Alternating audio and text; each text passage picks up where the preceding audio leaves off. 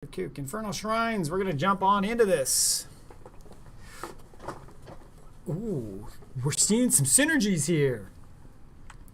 All right, guys. All right. Things are going good. Let's get this chat back up. Max, good to see you.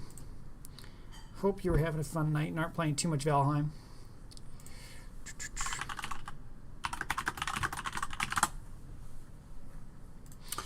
Should be good. Tournament draft. We'll see what they've got here. Ooh, I'm the captain, guys. This should be good. So we've got this week, we are looking at Kingfisher versus Liquid Metals. This is the last round of before playoffs for Div E West. So this is exciting.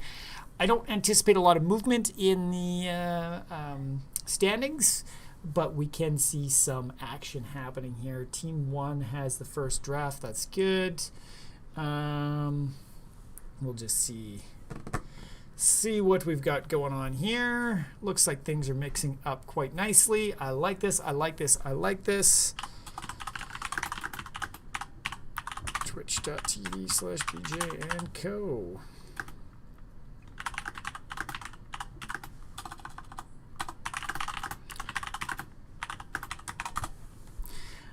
Should be good. Looks good. These guys look like they got things going. And I feel like we're doing the Infernal Shrines. I feel like this has been the first map almost entire season for every game that we played and watched. So it's the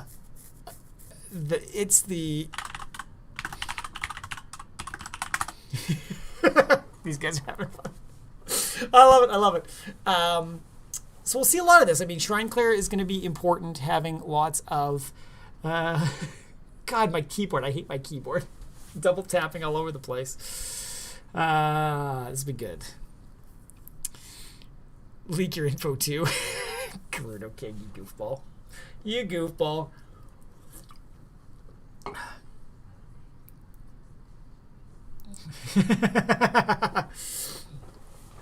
That's true. That's true.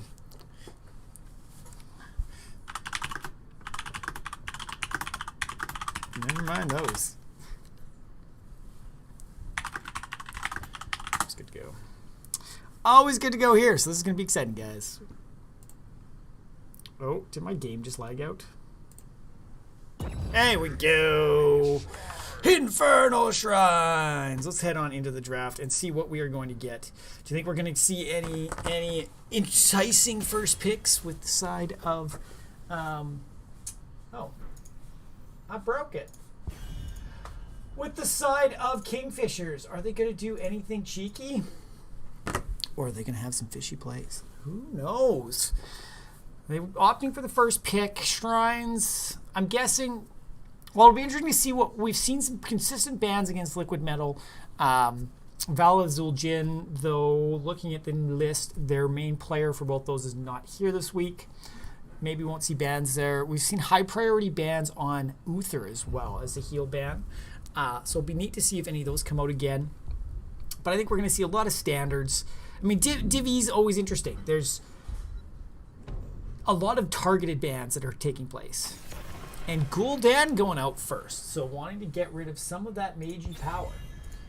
So we haven't seen Gul'dan yet as a damage dealer for the side of Liquid Metal, which doesn't mean that they don't have somebody that can play it. I'm trying to look at the names here and see if we've got anybody that stands out to me as a heavy player, but I don't know. Anduin getting pulled by the side of Liquid Metal. I like that one. It's Anduin's so much of a get out of jail free card for a lot of people. You know, just that D to yoink him away. He's a very strong healer at the moment right now. I'm also kind of expecting a few more heal bans. If that's going first, I feel like they're going to try to limit the heal pool a little bit. Get those top tier ones out. Tastar coming out, and that's one we've seen Liquid Metal play quite a bit. I believe it's Dr. J that's played Tastar quite a bit. So I like that pull out there, and the Li Ming ban. So a lot of mages out of the pool right now. And that Li Ming feels very targeted. They lock that in very quick. So what's going to be the priority on here? I mean, Val is still pretty strong. Good on Infernal Shrines with the wave clear. Poke's always nice. I feel like they're going to be picking up some sort of damage dealer first. Or high priority on the healer. But yeah. Val is just in a really good place right now. It's hard to leave that one on the table, that's for sure. Just the consistent damage output. We've got the Orphea coming in first and the Sonya. Now, we did see some Sonya Johanna combos last week with Liquid Metal, I believe. Trying the jump, and the coordination wasn't 100% there, so I feel like we're going to see a Johanna next. And I want to see the executions just on point this week. Like, we got teased it last week. Okay, so we got the Varian, some taunts, some lockdown. I like that against the Orphea. The taunts will be good. White Mane, a very strong healer. Be able to stay behind things. So far, I'm liking where things are. I like White Mane's her ability to protect people too when if the jump comes in on her. So that's, I think, a smart pickup. And our last ban, what are we going to see our last ban be? Asman going, that's pretty typical. If he takes off, it can be a tough time for everybody. So good to get him off the table. They still need damage. And Diablo getting pulled out. Good front tank to get jumping into the back line. So always a solid get out of there. Getting the May this time instead of that Joanna. I think I like that. A little bit more zone control. Some wall to try to stick back on the Vala. Blinds as well with the snowball. So that can be definitely beneficial. I mean, blinds are always nice. And the Rhaegar coming in for the healing. Ancestral, maybe a Bloodlust on the Sonya would be nice. I'm not seeing anything crazy, so it's good. Deathwing. I like that pickup. We'll give them a lot more frontline with the Varian in there. Just very beefy and the ability to jump around. And following it up with the Jaina Mage. Dropping some fire and ice at the end here. I like it. Not too shabby. And we get some auto attack damage coming in here with the Tychus to wrap things up, which will be great into that Deathwing. Lots of health there for him to chunk away at. Not seeing any switcheroos going on here, so this will be exciting to see who pulls out this first one. Throw your predictions in chat, guys. Who do you want to see? Let's see if I can actually throw a prediction in here. How useful am I? Where? Start raid channel, manage a poll. Start a prediction. That's what I want to see. Who will win? Start prediction. No, who will win? Who will win? KingFishers or Liquid Metal? 5-minute prediction. Start that out. Got it. There we go, guys. Throw your predictions in. Let's see who is going to come out ahead on this one. We're going to jump in the in-game as things go. Probably could have waited a little bit. Nah, it still looks good. It's just cutting off the name of the map, but we all know where it is. Big Punisher in the background. We're going to Infernal Shrines, killing all the minions, and having some fun with it. So let's get things started, guys, with the home team this week. We've got KingFisher with CPT, Captain Skippy on the Jaina, Leroy Jenkins on the Deathwing flying up into the air. We got Billy Bob Joe on the Varian. We've got Killer Kook on the Vala, and White Mane is being played by Gucci. Gucci. Over on the side of Liquid Metal, we've got Dr. J on the Sonya. We've got Sugarman on the May. We've got Gerudo King on the Rhaegar. We've got Shane 9110 on the Orphea. And Knight on the Tychus. Go! So getting things started. Everybody's just hanging out in the middle.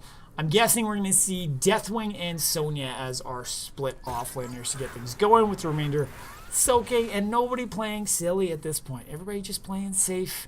Nobody wants to do something stupid. I mean, it's not a lot of experience from early kills, but you don't want to get off onto a bad foot. So I like this posturing. Get the minions. Don't be silly. Play safe. Tychus already rotating bottom to get the early soak down there. And I like that, you know, just to focus on macro. Interested to see how things are going to go top. I think Dr. J is going to have a tough go against the Deathwing for a while. So that won't be ideal. Night able to push things right into the wall already. So a little bit of wall damage, which is a great start. In something like this, every little bit helps, right? If you can get little pieces ahead here and there. And I love this.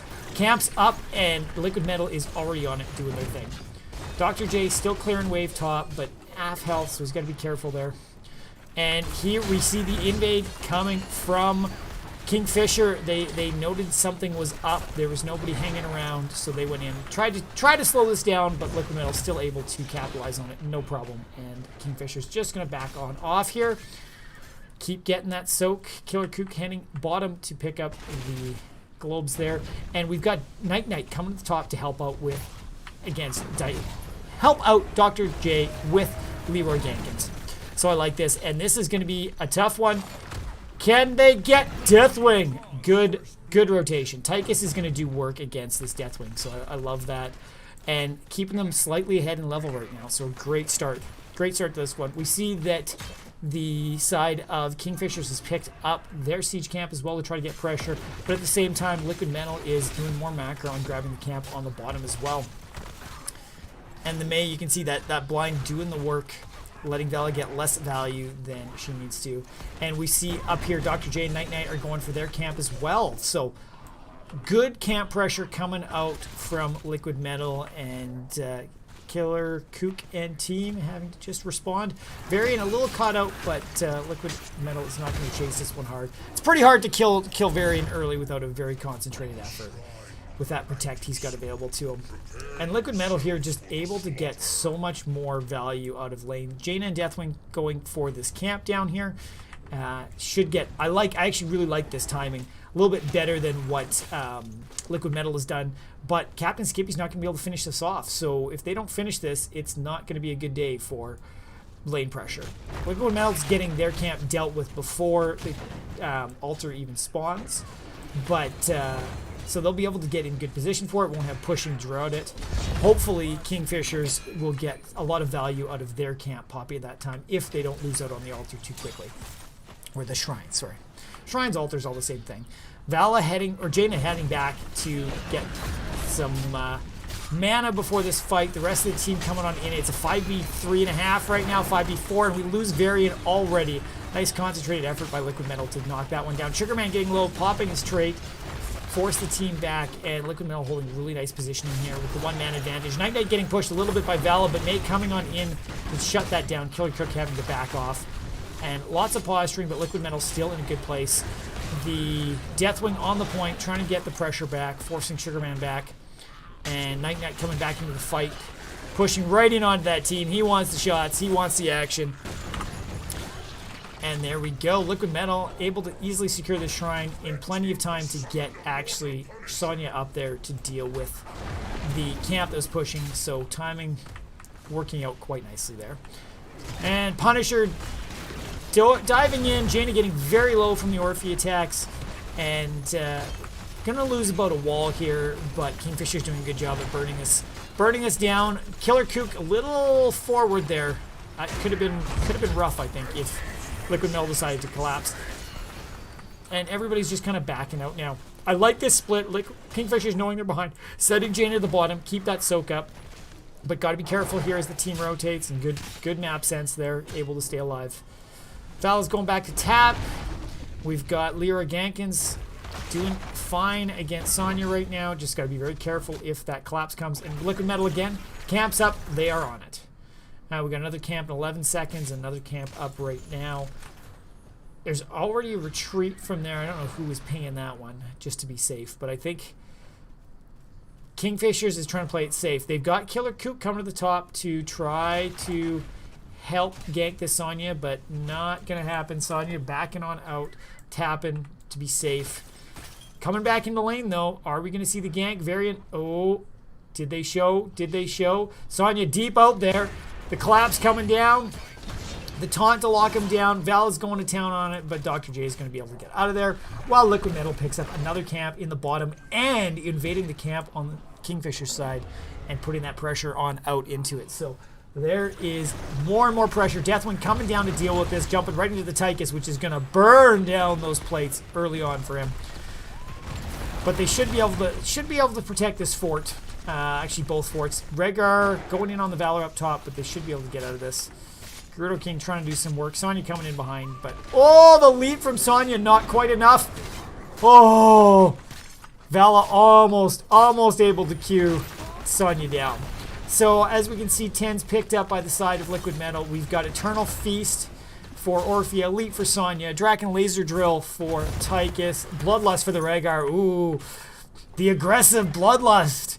Attack speed, movement speed, and causes them to heal. I like it. And Ice Wall for the Maze. So Liquid Metal going super aggressive right here. Night, a little low. J. Scott, welcome. Who you predicting? Who you predicting is going to win?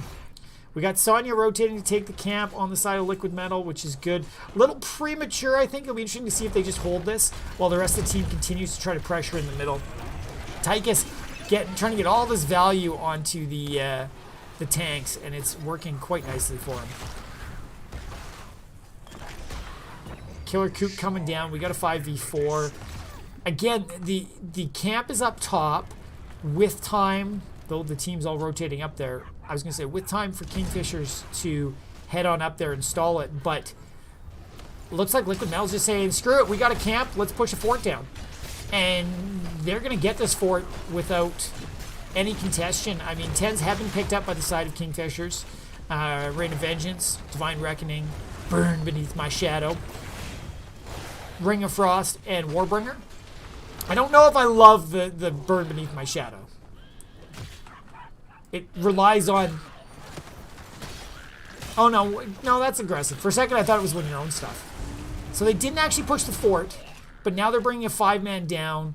Kingfisher's already got a good start in the shrine. Over halfway done. The leap into the back line. Jaina getting super low and down already. Killer Kook trying to get on out of here with the Rain of Vengeance. Not able to do it. We lose White Mane as well, and Varian is stuck in the ice wall with 5 men hanging out around him. And this is going to be bye-bye Billy Bob Joe. Good collapse there. Deathwing's up in the air, healing up, but not much he can do right now to try to stop this. So just going to try to soak. Keep things going. We see there's also the swing. Dr. J grabbing the camp at the same time. So there's going to be a lot of lane pressure going to come in. This Immortal plus the camp in the mid lane at the same time. Liquid Metal can kind of choose where they want to do some action. Do they want to grab this camp at the same time? And that might be happening. No, they just want the fort. They want the fort, and then probably... Ooh, Captain Skippy has left the game. Are they going to pause it? It is on the teams to pause it if they want to, so nothing I can say. But we've got the jump by the back line into there. Punisher is pushing him back. Captain Skippy looks like he's back now. Blinded into the Eternal Feast, but is gone again. Still saying he's left the game. That's interesting. We've got Gucci in the back line on the White Mane.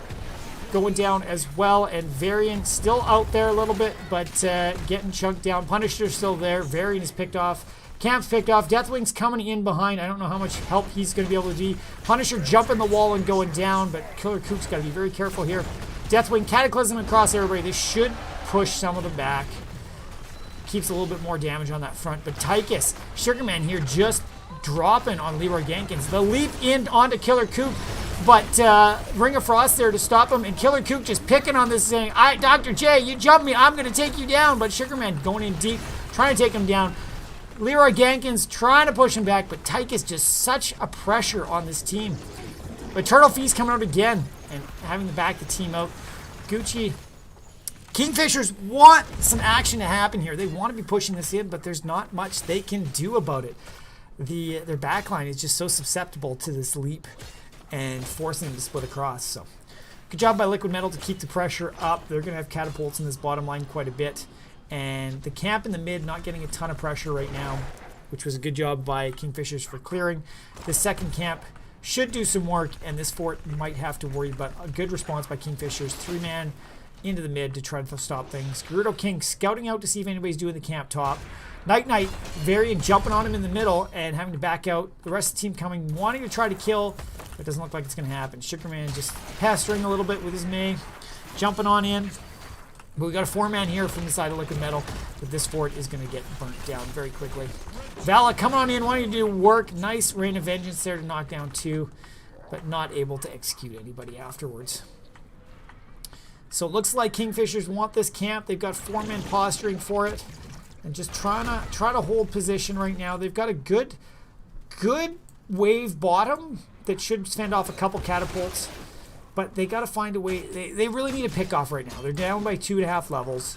16's already picked up by the side of Liquid Metal. So there's some scary talent advantage on the field. But they don't want to be too aggressive. But what they need right now is a pick to try to balance the levels out. Or an aggressive push somewhere else, but that's not going to happen. Ice Wall going out, not going to be doing anything. Vala jumping on in, trying to do the damage onto the Sonya. The leap, I think that was the leap coming in, but not enough. Deathwing's able to kill her. Killer Kirk doing some work, and I said they needed a pick. Deathwing stunning a couple more. The team is backing on out, but KingFishers is slightly ahead. They're still poking on in. Shane almost dead, just on a little bit of health there. KingFishers should be trying to push this a little bit. The Dragon Laser Drill is going to block him for a while, but May is going down. Great collapse by the team. Jaina and Vala pushing that damage out. Killer Kook wants it, pushing into Gerudo King. And this is great. This is a good opportunity for KingFishers. They've got the advantage. The Liquid Metal guys are backing off, just grabbing some camps, and they're probably going to lose fort. They should lose a well here. If KingFishers are thinking, they go straight for the well here, deny that tap ability, so they're set for the shrine.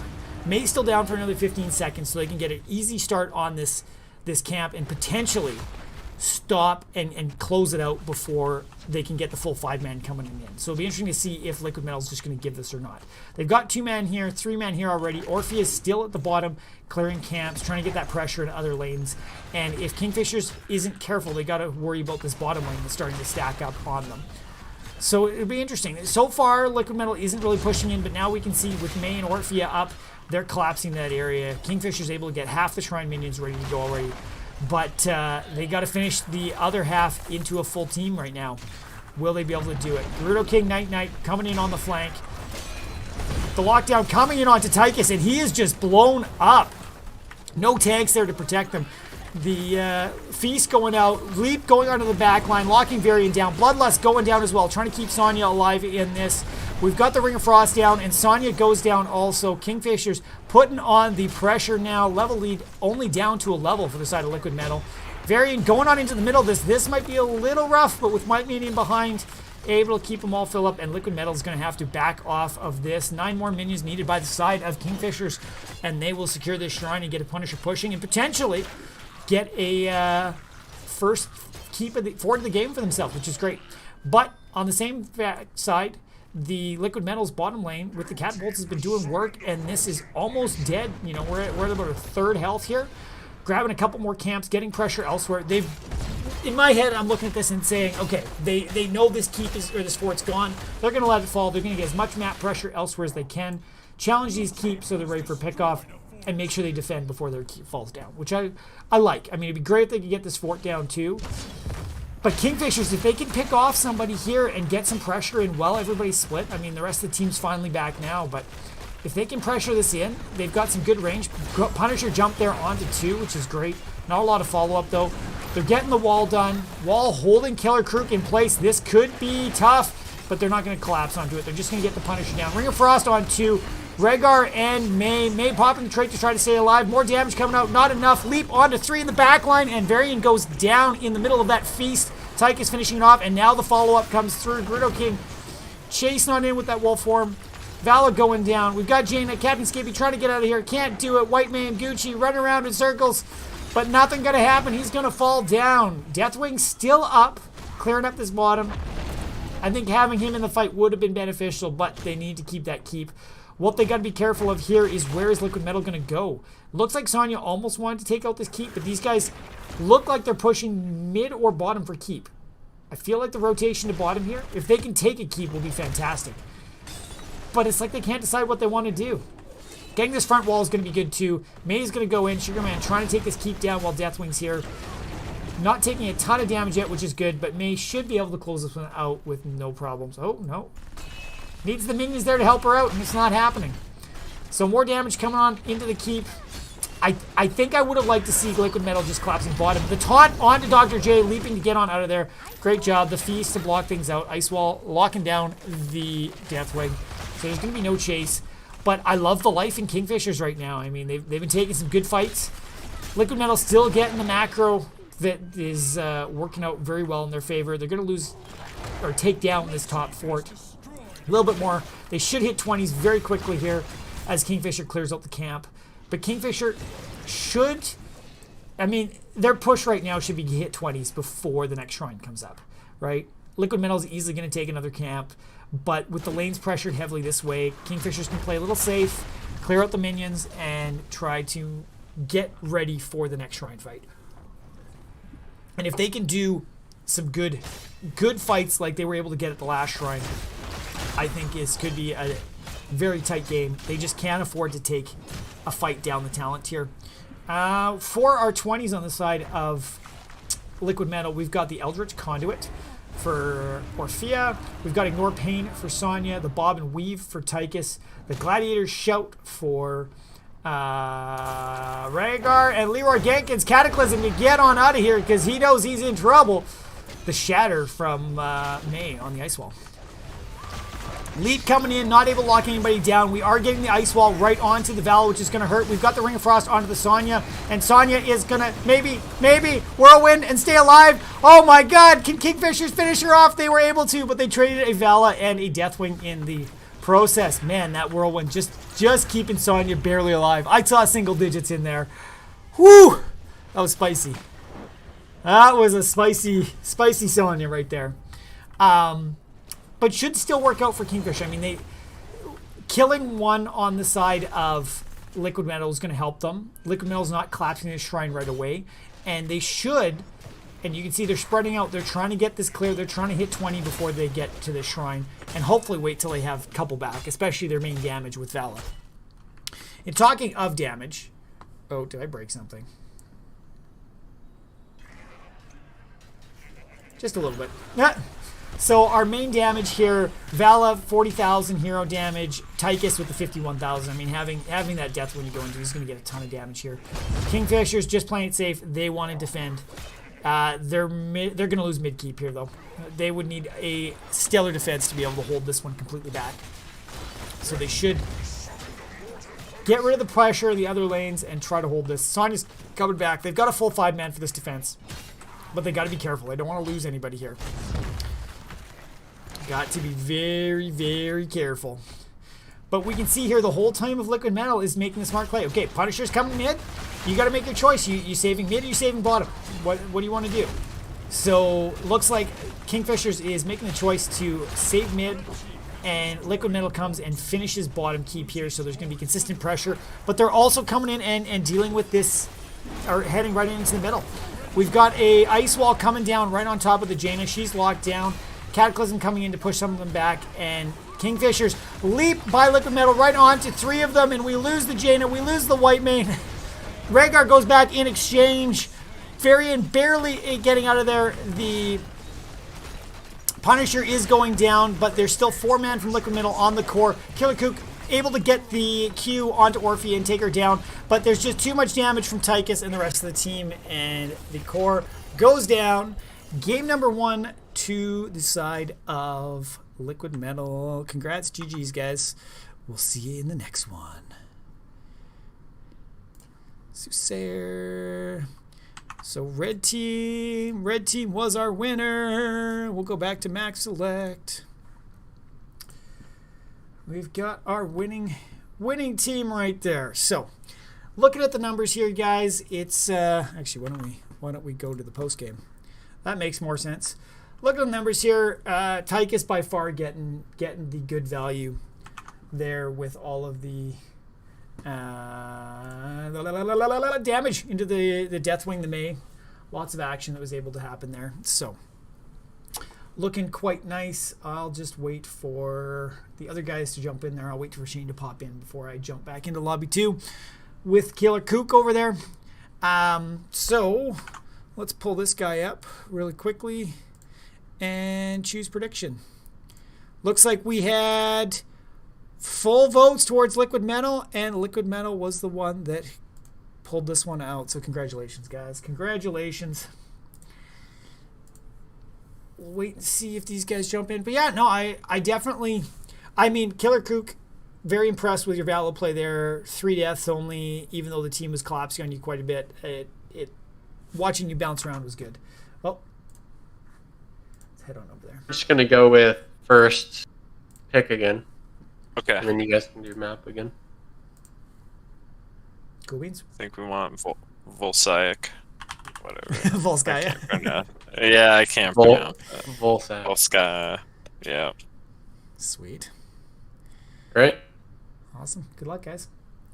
Thanks. Sweet. Good game.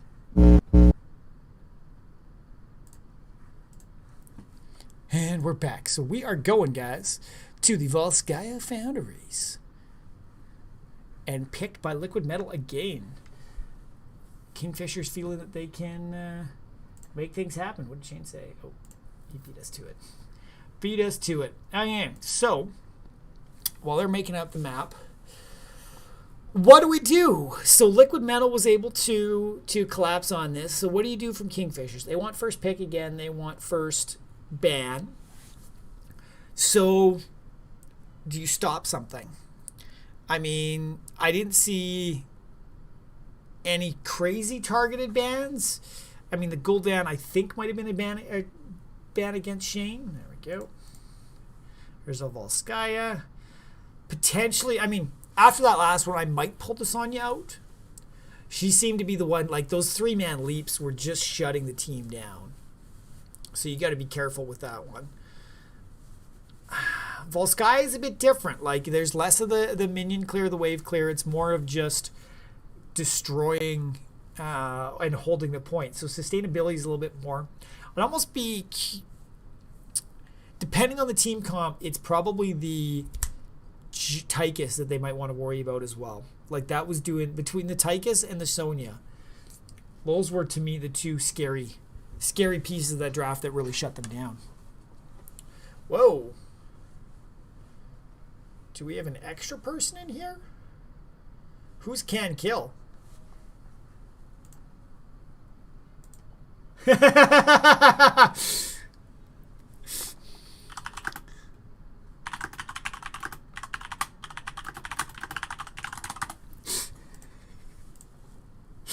Oh, that's great. I like that. God, I can't type with the damn. Yeah, like I think this is where we got to see Kingfisher do something with their draft, right? Make Shane the captain.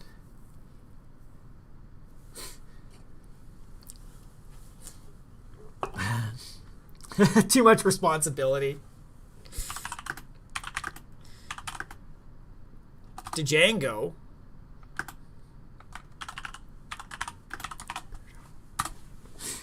Wow, I can't even type. Jesus. Hey! Wait, does it seriously say it's Minecraft Jackal? God darn it. Restream's hard.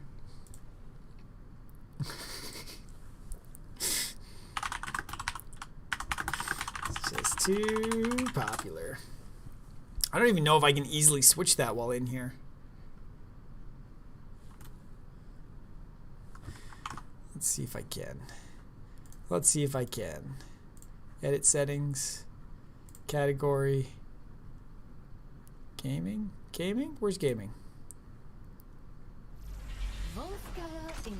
Nope.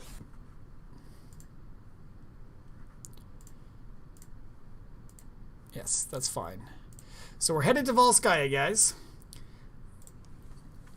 We're going to head into the draft. And KingFishers again. Ooh, I didn't update. I didn't update the important thing. Tournament. Team. Liquid Metal's up by 1 point. There we go. So what do you do if you're KingFishers? We've talked about this a little bit, but what do you do to try to get the momentum back in your favor? You know, you're down a map. there was a lot of pressure coming your way, but you've got the opportunity with first pick. So what do? I think you do some strong bans on the last one. I think that Tychus needs to go if you're planning a beefy comp. And I think beefy comp is going to be beneficial on this one, just with the holding the point, staying alive. I feel like Whiteman was doing a good job in terms of healing. Like, it's not like there's a new... It's like they read my mind.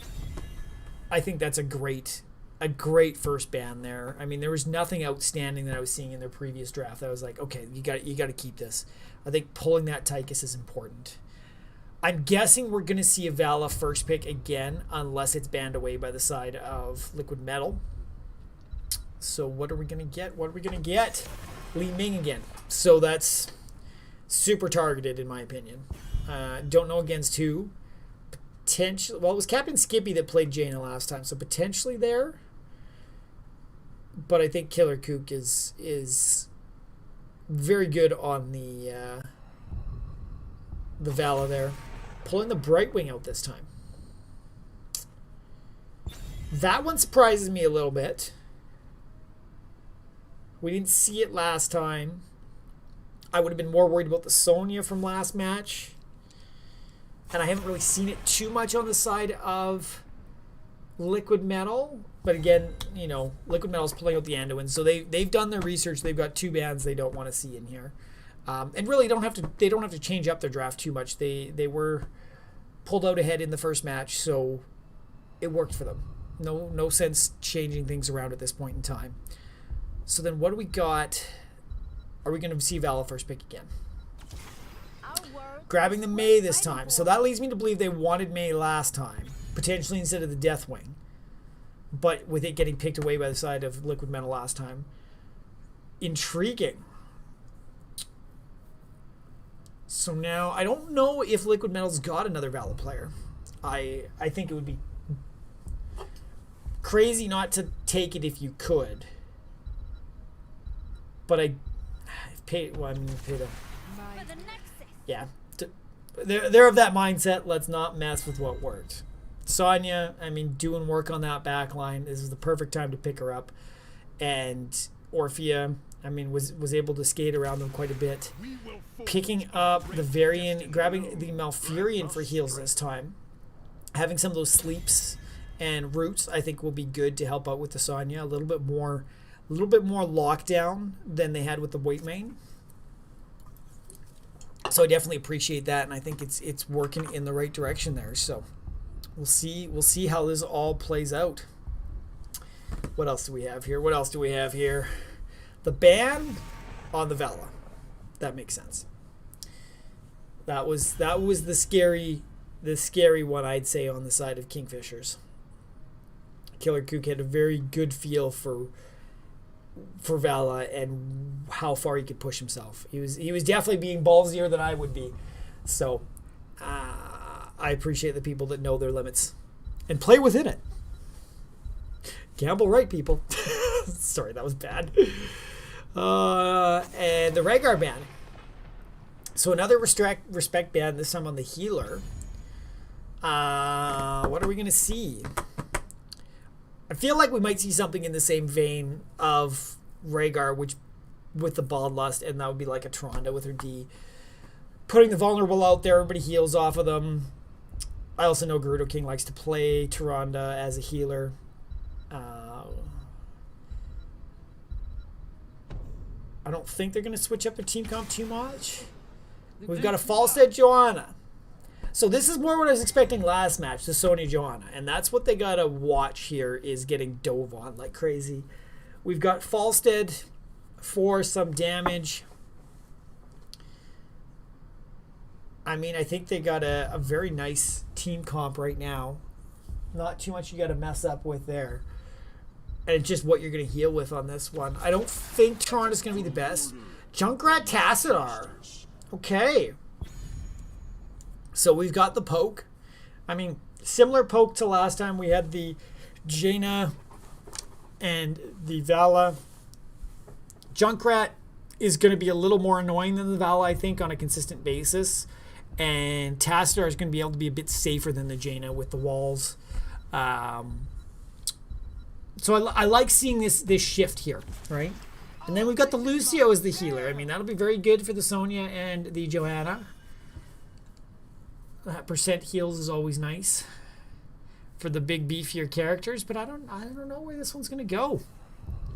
This one's looking interesting. A little bit of different team comps on both sides. So what that means, guys, as we're looking at the draft, what are we going to see? Who will win? KingFishers, Liquid Metal. We got 5 minutes. Throw your predictions in and let us all know who you want to see win over on Twitch. It is down to the wire. Down to the wire. I'm looking for this guy. Because we're going back to the in-game. I'm liking Liquid Metal. You guys are disappointing me. Where's your team synergy? Extra points go to KingFishers for that beautiful Vikings team synergy.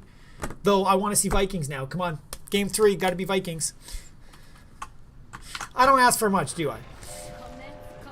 So back on into it, guys. We have the side of the KingFishers, the home team that are down 1 in the series right now with Leroy Gankins on the Tassadar, Gucci on the Malfurion, Killer Kook on the Junkrat, Bilbob Joe on the May, and Captain Skippy on the Varian. And on the side of Liquid Metal, we've got Night Knight on the Falstead, Sugarman on the Johanna, Shane on the Orphea again, Dr. J on the Sonya again, and Garudo King on the Lucio. Let's amp it up, boys. Again, I'm not expecting anything too crazy right off the bat. Both teams played pretty safe, and this will be interesting to see where it goes. If Liquid Metal can lock this in, I think no matter what, Liquid Metal is 5th place in the league, no matter what happens here. I'm liking to see the poke that we're seeing from the side of KingFishers right now, a little bit more than they had last match, which is hopefully going to work out in their favor. But KingFishers here have an opportunity. Right now, they're 8th in the league. Or 8th or 9th. I think 9th. Yeah. But if they can lock this down, they could get tied for 7th. Which could be a good opportunity for them. We've got Varian and Sonya up at the top. I think right now it feels like Sonya is winning that one. But then we've got the 4-man rotations here. Everybody picking up the XP. Everything really close. Slightly to the side of Liquid Metal, which means it looks like there's been a slight missed opportunity on the side, or maybe not missed, but just early opportunity on the side of Liquid Metal to pick up some soak. But again, nobody crazy. We are seeing Liquid Metal very quick on this. Camps up, let's go, let's get it. So I appreciate the macro. I mean, team fights go a long way, but a lot of times you see people team fight to watch people keep dying and ignoring all of this extra stuff on the map. So it's very good to see the teams. Even here, we can see KingFishers doing the same thing. They are rotating, picking up soak, keeping somebody in every lane, but also picking up their camp as well, which would be nice because this is picked up early enough. But we've got the are they able? They're able to grab it. Can they grab the Killer Kook? Getting super low. Night Knight chasing him in. Malfurion going down, but able to put down the turret. Both turrets already blocked as well. Killer Kook trying to toss some more stuff into there, but the trade goes in favor of Liquid Metal, able to get that single kill onto Malfurion. Well done, gentlemen and ladies. I guess I didn't check all the names and all the gender identities of everybody. But so far, so good. You know, Liquid Metal able to get that little bit of pressure. They're holding off on this top camp until the pressure can come in for the first objective, point A in the mid lane here. But just keeping the soak up. Liquid Metal looks like they're rotating a little bit better as a 4-man. I worry KingFishers might start to get caught out, just with some people lagging on some of the flips. But we've got a push for the biotic emitter here in the middle. May tagging things up. Everybody having a little bit of fun. It's a 5v5 coming on in here. Johanna trying to push the team back. KingFishers trying to push on into it. Lucio getting super low, taunted into place and killed. And the point is up for contention. It's a 5-man from the side of Kingfisher. They seem to have advantage now. Shane getting pushed off. We're losing the Falstead. We're losing the Sonia. Sugarman, Shane going down, and Sugarman on the Joanna just going to get on out of here. Biotic Emitter going inside of Kingfishers, and Kingfishers having some pressure to start this. Now is when they should use the opportunity. Push the lanes. I'm a bit surprised we didn't see somebody go for the Brewster camps at the same time, but there we go. Tasser's heading on the way up. Sugarman and Gerudo King doing the same thing up here. Trying to get that pressure.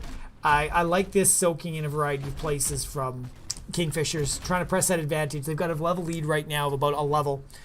And it's allowing them to do some work. Get the soak up. And going to hopefully have the early 10s here. Already almost 50% on this point. So locking the objective in quite nicely. But here comes Team Liquid. They want things to happen. Fight up mainly in the mid lane right now. Soak's trying to come in. They're trying to get level 7s right now, even up the talent tiers. Though, okay, what's going on here? Junkrat, you going to pick some talents? He's holding his level 3 N7 or 4 N7. Up top, it looks like that Liquid Metal's, okay, having to push in here now as we are into overtime. Liquid Metal pushing on in, trying to get the pressure back. But the poke onto Sugarman is high. He's already popped his trait. So trying to get on out of here. Going to be able to stay slightly alive. Get some blinds on in there. But with the Junkrat poke up, he's getting very split from the team and going down to the Junkrat. So this gets Kingfisher ahead again. And it looks like they may have to give this point up. There is the Protector ready for the team. Billy Bob Joe going to grab on into it. Sonya going top to clear. I do think the advantage is, yeah, Liquid Metal's got the advantage top, so they've still got the team porting, but they're bringing the Protector up top to deal with this as well, too, and hopefully get some pressure. So I like this. I mean, your first Protector's not going to do a ton of damage, but just good if they can get some walls down, bringing the whole team up here, very still at the bottom. Falstead getting yoinked right into the air by the Junkrat and dying mid-flight. It's always fun to see. So Kingfisher, I mean, Liquid Metal's trying to push past this Protector, which is smart. I mean, the Protector, if you can get to the people behind it, you're not really in a 5-man team fight or a 4v4. So if you can burn it, if you can burn the other people before you burn it down, it's good. But just having a lot of trouble pushing into this. The Protector's not getting a ton of value, but the fact that Varian's able to stay bottom, we're very close to 10s. And if they pick up the stuff right here, they might... Ooh, Varian getting a taunt in the middle. Let's go back to the big team fight top. Kingfisher's just backing on off. Bring some people mid, trying to get some soak, and this should pick them up with the 10s. Okay, Junkrat did pick up his trap talents. Finally. So we've got Avalanche from a different one this time. Warbringer from the Varian, so we can just keep jumping on stuff. Kingfisher going aggressive. They want this cap. Falstead coming in behind, but there's no way they're going to collapse on this in time. Nice invade from the side of Kingfishers here. They have their bit of advantage with the kills, and they're pushing it. They want some action to happen. Rotating back, a few of them going to grab their own camp as well, get a few turrets on the table, ready to go. This is looking nice. Keeping that soak up too, trying to jump around, but we've got Liquid Metal committing to top, knowing we need 10. They're all showing bottom-ish, so let's get these, let's get our 10s down and lock them in place. What are we going to see? We see a Mighty Guest, obviously. Sound Barrier from Lucio. Get some extra protection in there. That'll help. We see the leap. We see the falling sword. The double jump. I like this. And Orphea. I'm sure we're going to see Feast from Orphea. Maybe. I mean, Crushing Jaws is nice for the collection of everything, especially into like a leap and a falling sword. But I think the Endless Feast, especially fighting over choke points and stuff, is definitely the way to go. But we'll see. We'll see what she picks. Tassadar also still holding on to his ult. Not sure if he wants the black hole or if he wants the arc gun. Yeah, okay, Eternal Feast. There we go. Sonya, so both teams going after their camps right now. A little early again. I mean, you usually want to time that with the points, though I guess top point, with the top point coming up, it's not going to be, nobody's going to leave it undefended, let's say, because you're already fighting in the area. And Biotic Emitter, there's some posturing going on here, and we'll see if anybody's going to commit to it. This was kind of the start, the first fight that didn't go Liquid Metal's way. So Varian Warbringing in, trying to taunt down. We've got the Falling Sword coming in just to get Johanna out a little bit. Black Hole knocking a couple down. Junkrat disrupting him a little bit more. May, Billy Bob Joe super down there. All the Avalanche going out onto the Falstead, splitting Johanna and Falstead, and now it's a 5v2 in the back line. Nice lead by Johanna there. The Twilight Dream going out to get some silencing. Varian is trying to put Night Knight out of it. Then flip back in again. Sugarman getting super low. Turtle Feast going out. I think we're going to lose Captain Sippy. Is he going to drop the turret to do it? Oh! The turret goes down. Falstead goes down. Johanna goes down as well. There's some pressure pushing the rest of the team back, and Dr. J's just splitting off to get some more soak. The Liquid Metal, it was a tight fight. I thought Varian was going to go down there, but KingFishers able to seal the deal and make some things happen. So there we go. Just defending as KingFishers split, get some soak, just like Dr. J's doing on the Sonya, and trying to keep their level lead while they lock down this point. The double turrets, it's going to be tough until these go down. It's going to be very tough for Liquid Metal to do anything into this. But they're setting up the defense. They're getting ready for it. Turrets just fall down now. So hopefully Sonya's picking up their camp for them. And then when she gets back up here, they can make a push back into this. So it's going to get tight. Let's see where the next team fight takes us, where they go. Clearing mid. Which I think this is smart. Let's get the soak here. Let's blow it quickly. And then Sonya can come join us and we can have some fun. It's up to 80% though. We're going to get very close to overtime. This rotation mid... If this gets seen, Junkrat and Varian, Liquid Metal should go. They know they have the people, right? Or they had the man advantage for that short bit. So now they got to make it happen. It's overtime. KingFishers is pushing out a little bit. Night Knight's coming in behind, rooted. Junkrat's putting damage down. Leap onto 2 in the back line. Sonya getting lots. Johanna coming in behind, knocking 4 of them up. The sound barrier goes down, but Sonya's getting super low. Night Knight's in the back. Gusting Varian in behind, but goes down. Dr. J and Captain Skippy fighting it out, but Sonya wins, or loses the battle. Wins the race to death. Lucio getting very low in the back line, skating on out of there, but they're not able to close it out on anybody from the side of KingFishers. Just a little bit too much sustain there. They're trying to hold the point, still at 43%, but if it goes back to the side of KingFishers, it's going to be over. Lucio booping him back, but super low, taunted into place. And blown up. Sugarman also going as well. And Orphea, Shane's just trying to get out of here. But with the Junkrat and the traps and everything, he's getting locked in place and blown up. KingFisher solely taking that one. Sonya and Falstead coming back up. They're just going to have to be able to defend this. Protector up. Junkrat already splitting for soak. Keeping their advantage up. And this is great. Keep pushing it forward. Doing some work. And this should be our first fort of the game going down. Yeah, Night Knight doing a little poke and then saying, I'm out of here, boys. Sonya splitting bottom, keeping things active down there and picking up the soak. Junkrat also coming into the soak. I don't mind. Junkrat's got good clear, so I don't mind the off-lane soak there. Be nice if he could push some stuff in a little bit more. Liquid Metal just doing the defense as KingFisher rotates in and gets more damage onto the mid fort here. They might be able to take this down, though Liquid Metal is pushing this off quite nicely. Interesting, is Liquid Metal going to try to push past this into the Malfurion and the Varian? I think that's what we're going to see. Falling Sword going down, knocking him up. Leap coming in behind the boop onto Gucci. Twilight Dream going out, and we lose the Johanna with the sleep and the the silence. Not able for her to prop her trait.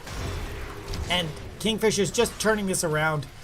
I love how they're able to survive the collapse. Like, that was a beautiful collapse by the side of Liquid Metal, teeing up their jumps to line up quite nicely. Eternal Feast coming out, trying to hold that choke point. Shane pushed himself in and getting blown up. I think that was a very aggressive push that I don't know if it's going to work, was what he meant to do there. So now Sonya looking at the camp, but got to get out of here as a 3-man rotates in. We got Night Knight. Oh, man, these Junkrat bombs are just disrupting the team like crazy, and that's doing some work. Falling Sword coming on in. Is it going to be quick enough right on the point? Captain Skippy having to fight this. Sonya coming in. Avalanche grabbing 3. Captain Skippy still not quite holding the point as Billy Bob Joe goes in. The leap just trying to stay in. Sleep on 2. Sonya and Lucio go down 2. They're trying so hard to not let KingFishers keep their advantages. And every time they look like they're almost going to kill somebody, it just doesn't... They just don't have those last little pieces of damage to seal the deal. So Liquid Metal continues to be on the back foot in this match. Just wants it, you know. KingFishers looks like they're posturing here to take their third fort. You know, with the camp top, it's forcing Liquid Metal to have to come and deal with it so that they don't lose their keep. I mean, that's a fort's one thing, but you start losing keeps and you're in rough pressure the entire game. This fort should go down, which is going to be tough. The fact that they already lost the well here in this push means it's a strong value for KingFishers. I mean, this fight at the bottom, there's going to be no tap potential. So Liquid Metal is going to have to, if they need to tap, is going to have to go further back. I like this pickup potentially from the Biotic Emitter as long as they get it before KingFisher shows up. Malfurion trying to take this turret at the bottom, but Varian going to have to come and help. He's not much of a camper. May scouting this out, but that Biotic Emitter is seen. Lucio picking that on up. Good to get a little bit of stuff, but they've got, you know, now's the time for Liquid Metal. You've got a half level here where you can push something. You've got 16, they've got 19. You're both on the same talent tier. What you got to worry about is if they hit 20, you're on the back foot for quite a while.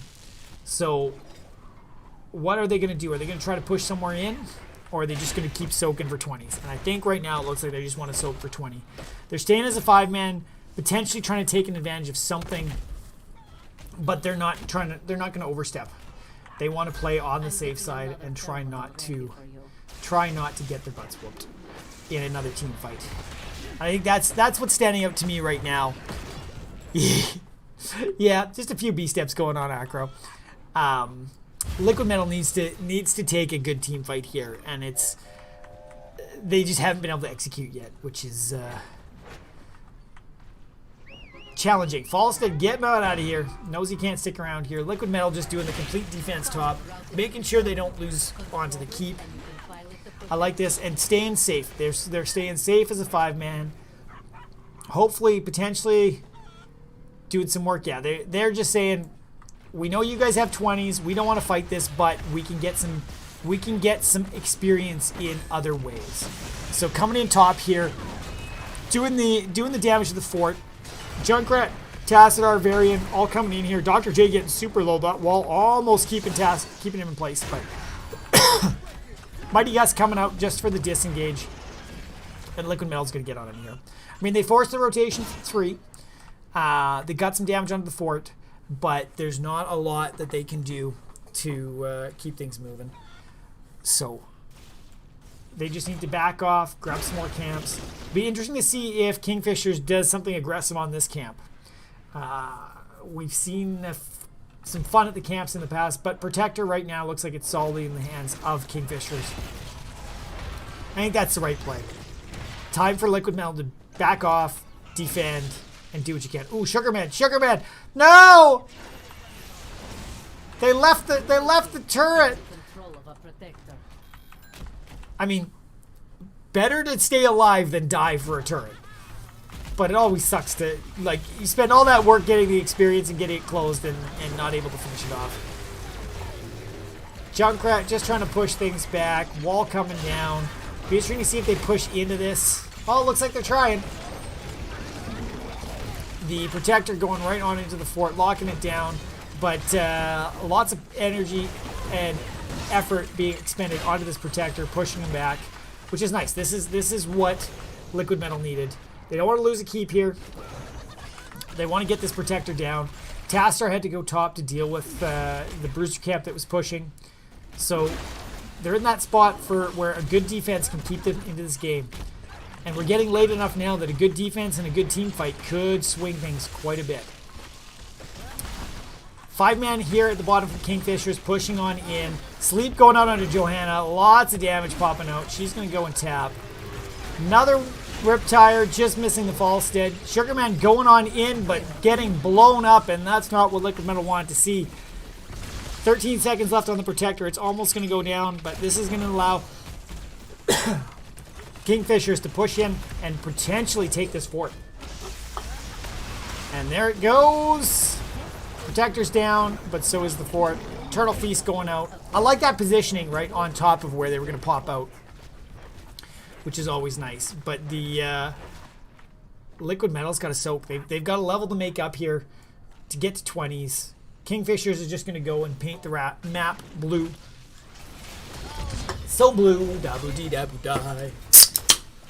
They're going to get their biotic emitter. They're going to grab their turret. They're going to grab their bruiser camp as well. Though I hope they hold the bruiser a little bit, but we'll see. Or at least if they grab the bruiser, they push it in a different direction. Like they grab the bruiser and then put a lot of pressure in the bottom lane or mid lane so that it forces the decision from Liquid Metal as to where they have to go. But Liquid Metal's getting close. They're almost at that nice spot. A couple more, probably one more wave, and one more wave mid or this camp, and they should have their 20s, which is going to put them in a nice spot. KingFisher grabbing their turret. Hey, they picked it up this time. I mean, last time it was Tassadar that stopped that pickup, and I'd like that play. That back off of just saying, we can't die here. It's worth losing the turret. So, as much as I'm giving him a hard time about it, I think it was the play. And there we go. We've got 20s on both sides. Anything interesting? We've got the extra oomph on the Riptire. We've got the Kugel Blitz on the black hole, so the extra black hole. The Flash Freeze, which is trait value, Lunar Shower, Demoralizing Shout, and then we've got the Bossa Nova, the Eldritch Conduit, Ignore Pain, Heaven's Fury, and Nexus Fury.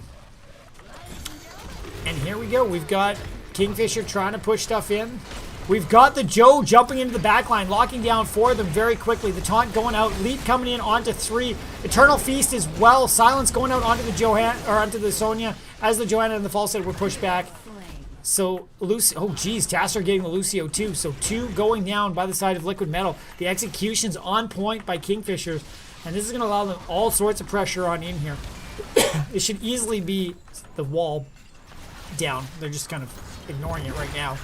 And then the question is do they push for the keep? Or do they just keep... I mean, even if they're just keeping things busy in the middle here, it'll allow mid lane to push out further. Liquid Metal trying to do stuff to stop it, but having to be very tentative. Johanna going on in.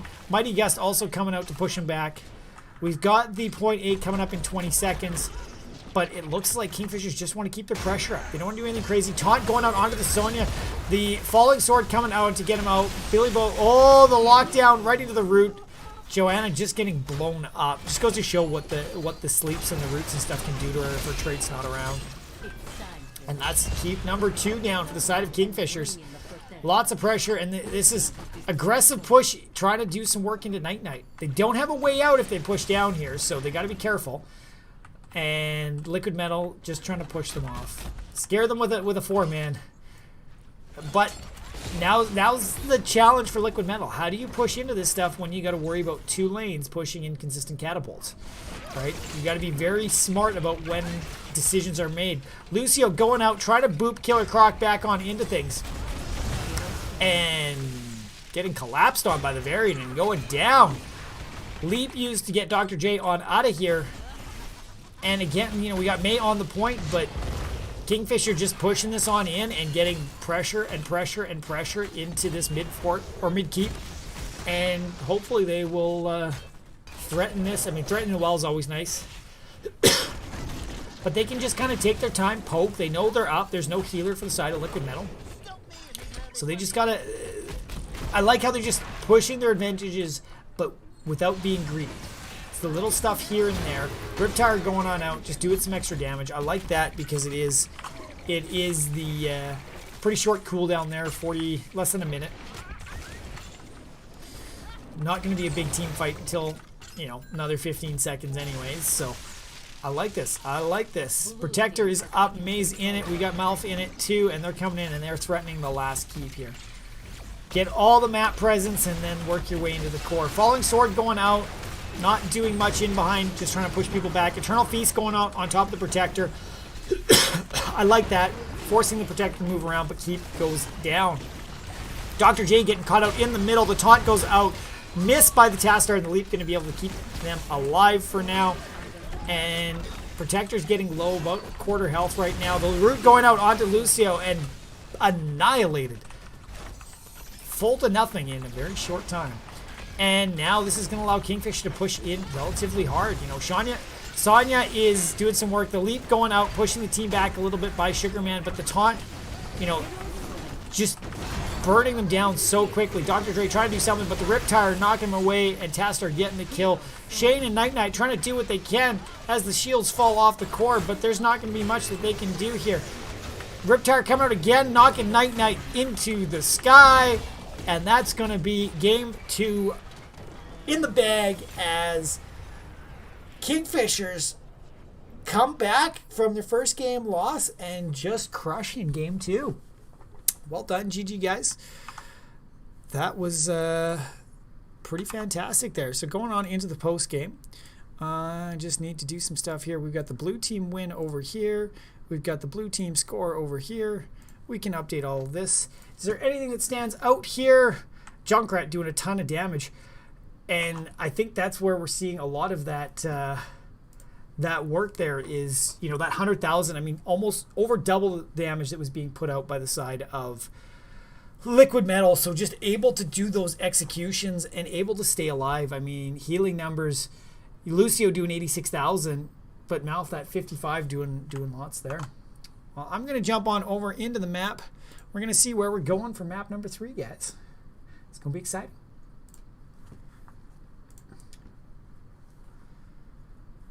Hello, hello. Hey, GG. Thank you. Howdy. Good game. Hey, thanks. Good game. Hey, what would you like? First pick this time. Solid. All right. Let me just pull up the list of maps. I think we'd like to do Alterac. Okie dokie. And Awesome. we wish you the best. Yeah, you too. Yeah, Good luck. Good luck, guys. Thanks. Bye.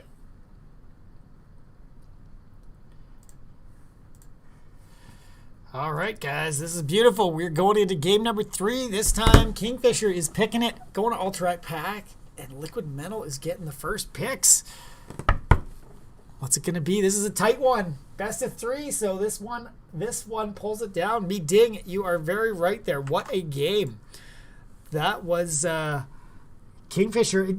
It feels like they just flipped a switch, right? Like, the first game felt like it was solidly in the hands of Liquid Metal the entire time. And Kingfisher, as soon as they got that first fight at the biotic emitter, was able to seal some kills. They just kept their foot on the gas and not allowing Liquid Metal any respite. Felt very, very strong at that point. So it'd be interesting to see what happens here. I mean, we saw both teams mix up their draft quite a bit. Potentially, was it something to do with the bans that Kingfisher was able to do that just shut down the damage on the side of Liquid Metal? Or, did Liquid Metal not allow... I was trying to think. No, they didn't ban anything too crazy. So, or did Kingfisher just pick a better comp that could handle what... the dive that was coming out from the side of Liquid Metal?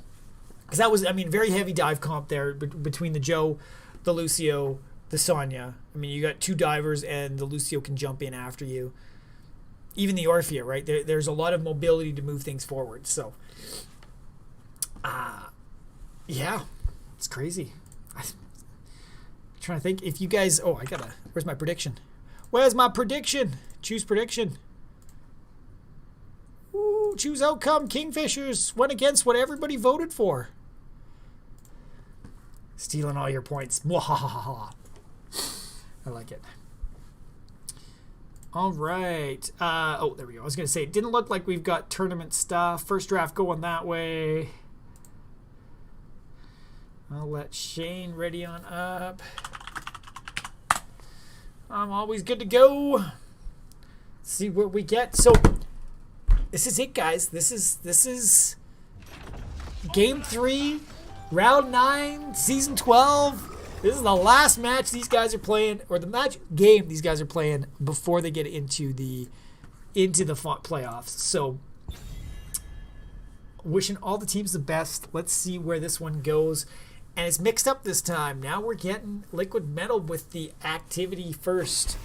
And they're saying hell no to the Junkrat. I like that.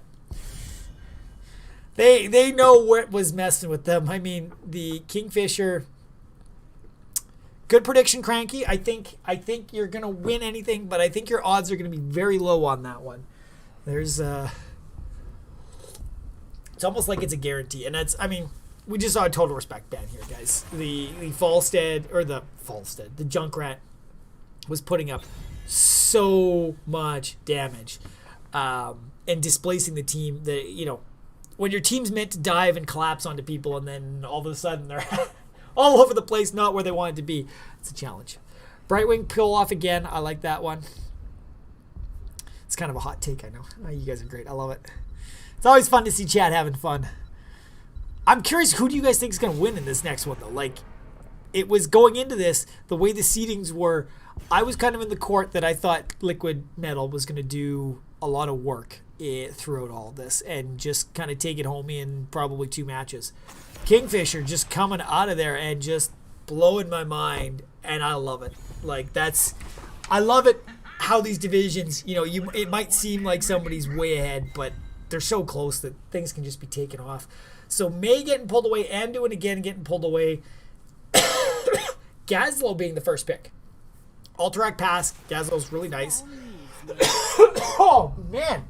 As I just die over here. Setting up around the points is going to be great for them. So I like that.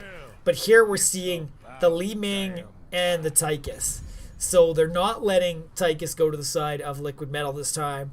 Li Ming, I feel like, is a very strong pick for them based on the fact that Liquid Metal, who I know does their research, was bidding consistently in the first 2 matches. So I think we're going to see a very different draft from both teams. Asmodan from Shane. Okay, lots of specialists. I'll air quote that one. Okay, the Rhaegar coming back. I like that. I feel like Rhaegar was more impactful than the Lucio for sure. So I like seeing that one come back. But yeah, the good old specialist role hasn't been around for a while. That I'll never forget. I like me my specialist, says the tank main. Oh, sorry guys. I'm trying not to die here, but Ragband on Alterac. Smart call. I mean, good for protecting when the waves come in or when you lose the things.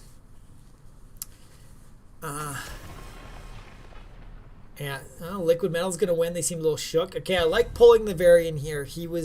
Those taunts were really locking people down last game.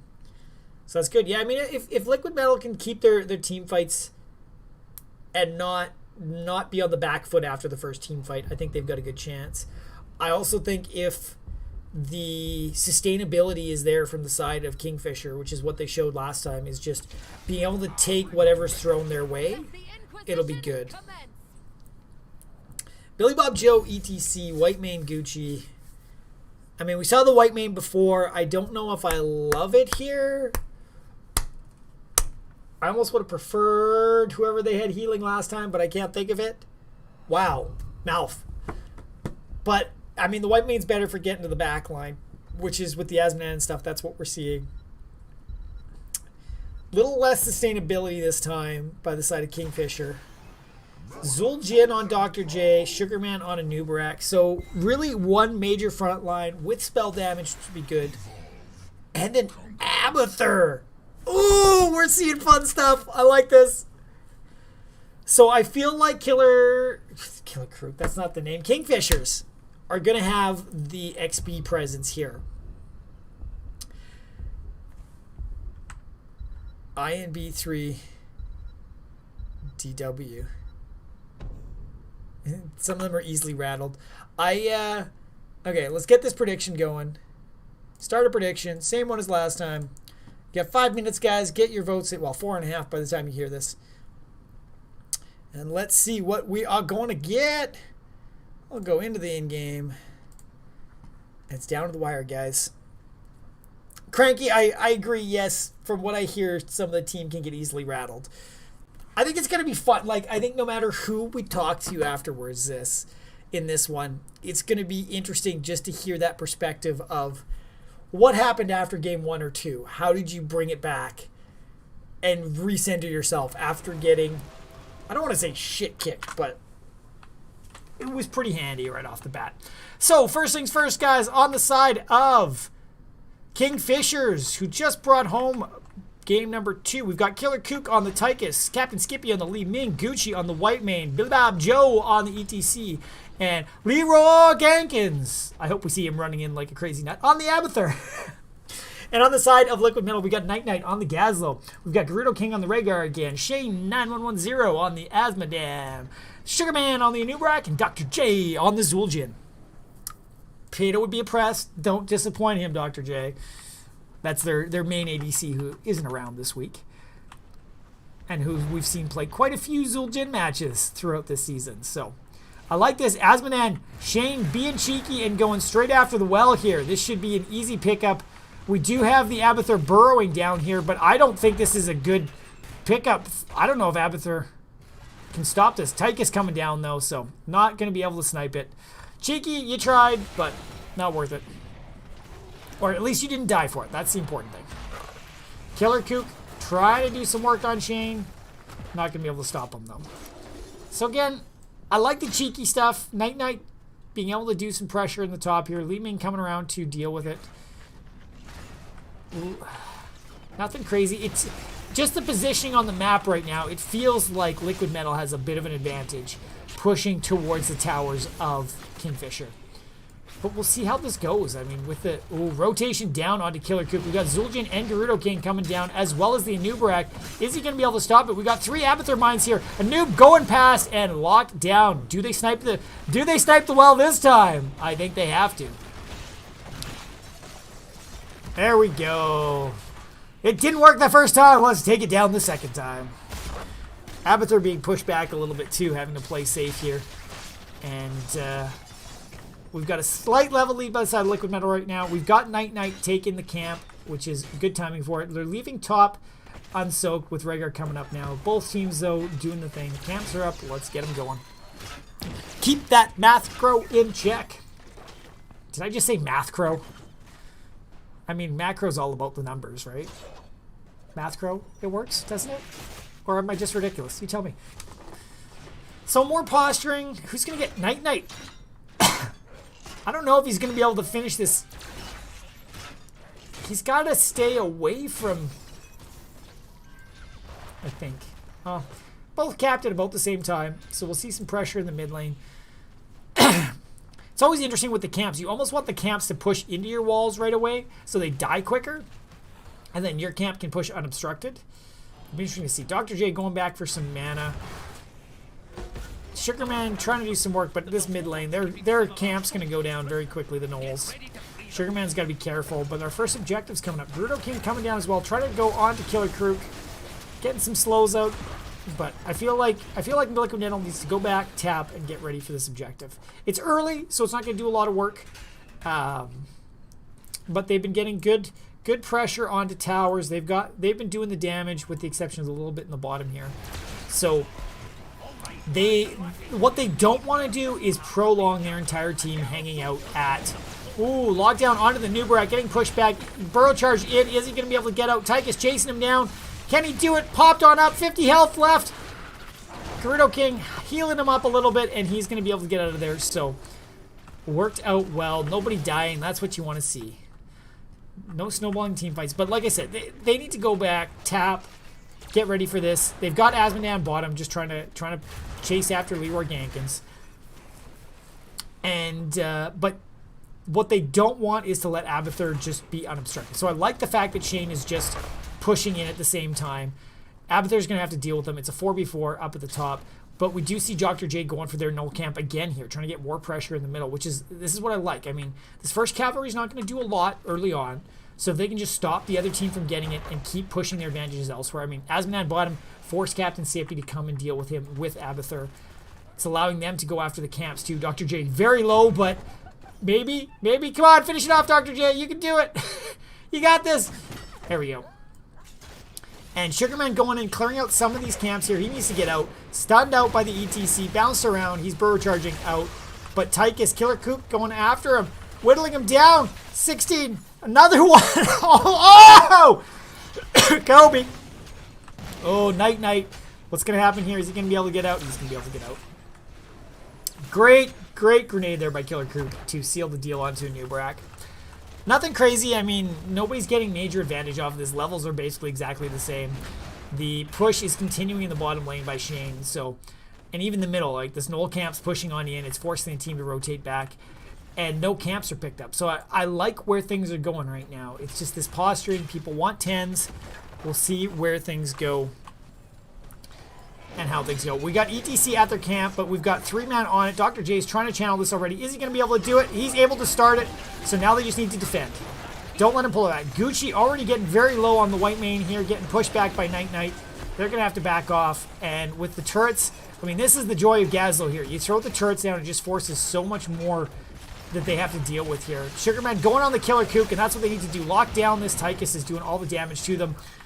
Li Ming is still not here, and Abathur Hat's up here, but we've got that 2-man bottom having to deal with Shane, so this should be cavalry to the side of Liquid Metal. Strong start. Get some more lane presence, and we might see quite a bit of pressure out of the fort here. Abathur having to back off even more. Worried about dying to this Asmodan. We've got a rotation up to the top as Liquid Metal is trying to push their early advantage here. ETC knocking on the Sugarman.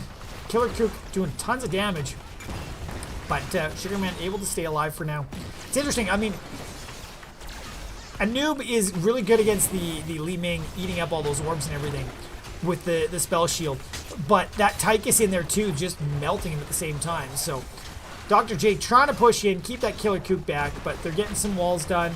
Cavalry's doing some work there, and really their key here is they're keeping the 4-man from KingFishers busy up top so that Asmodan can take the one mid or bottom, and they can start to get some work on mid fort as well too. So just getting more and more experience. They've got their 10s.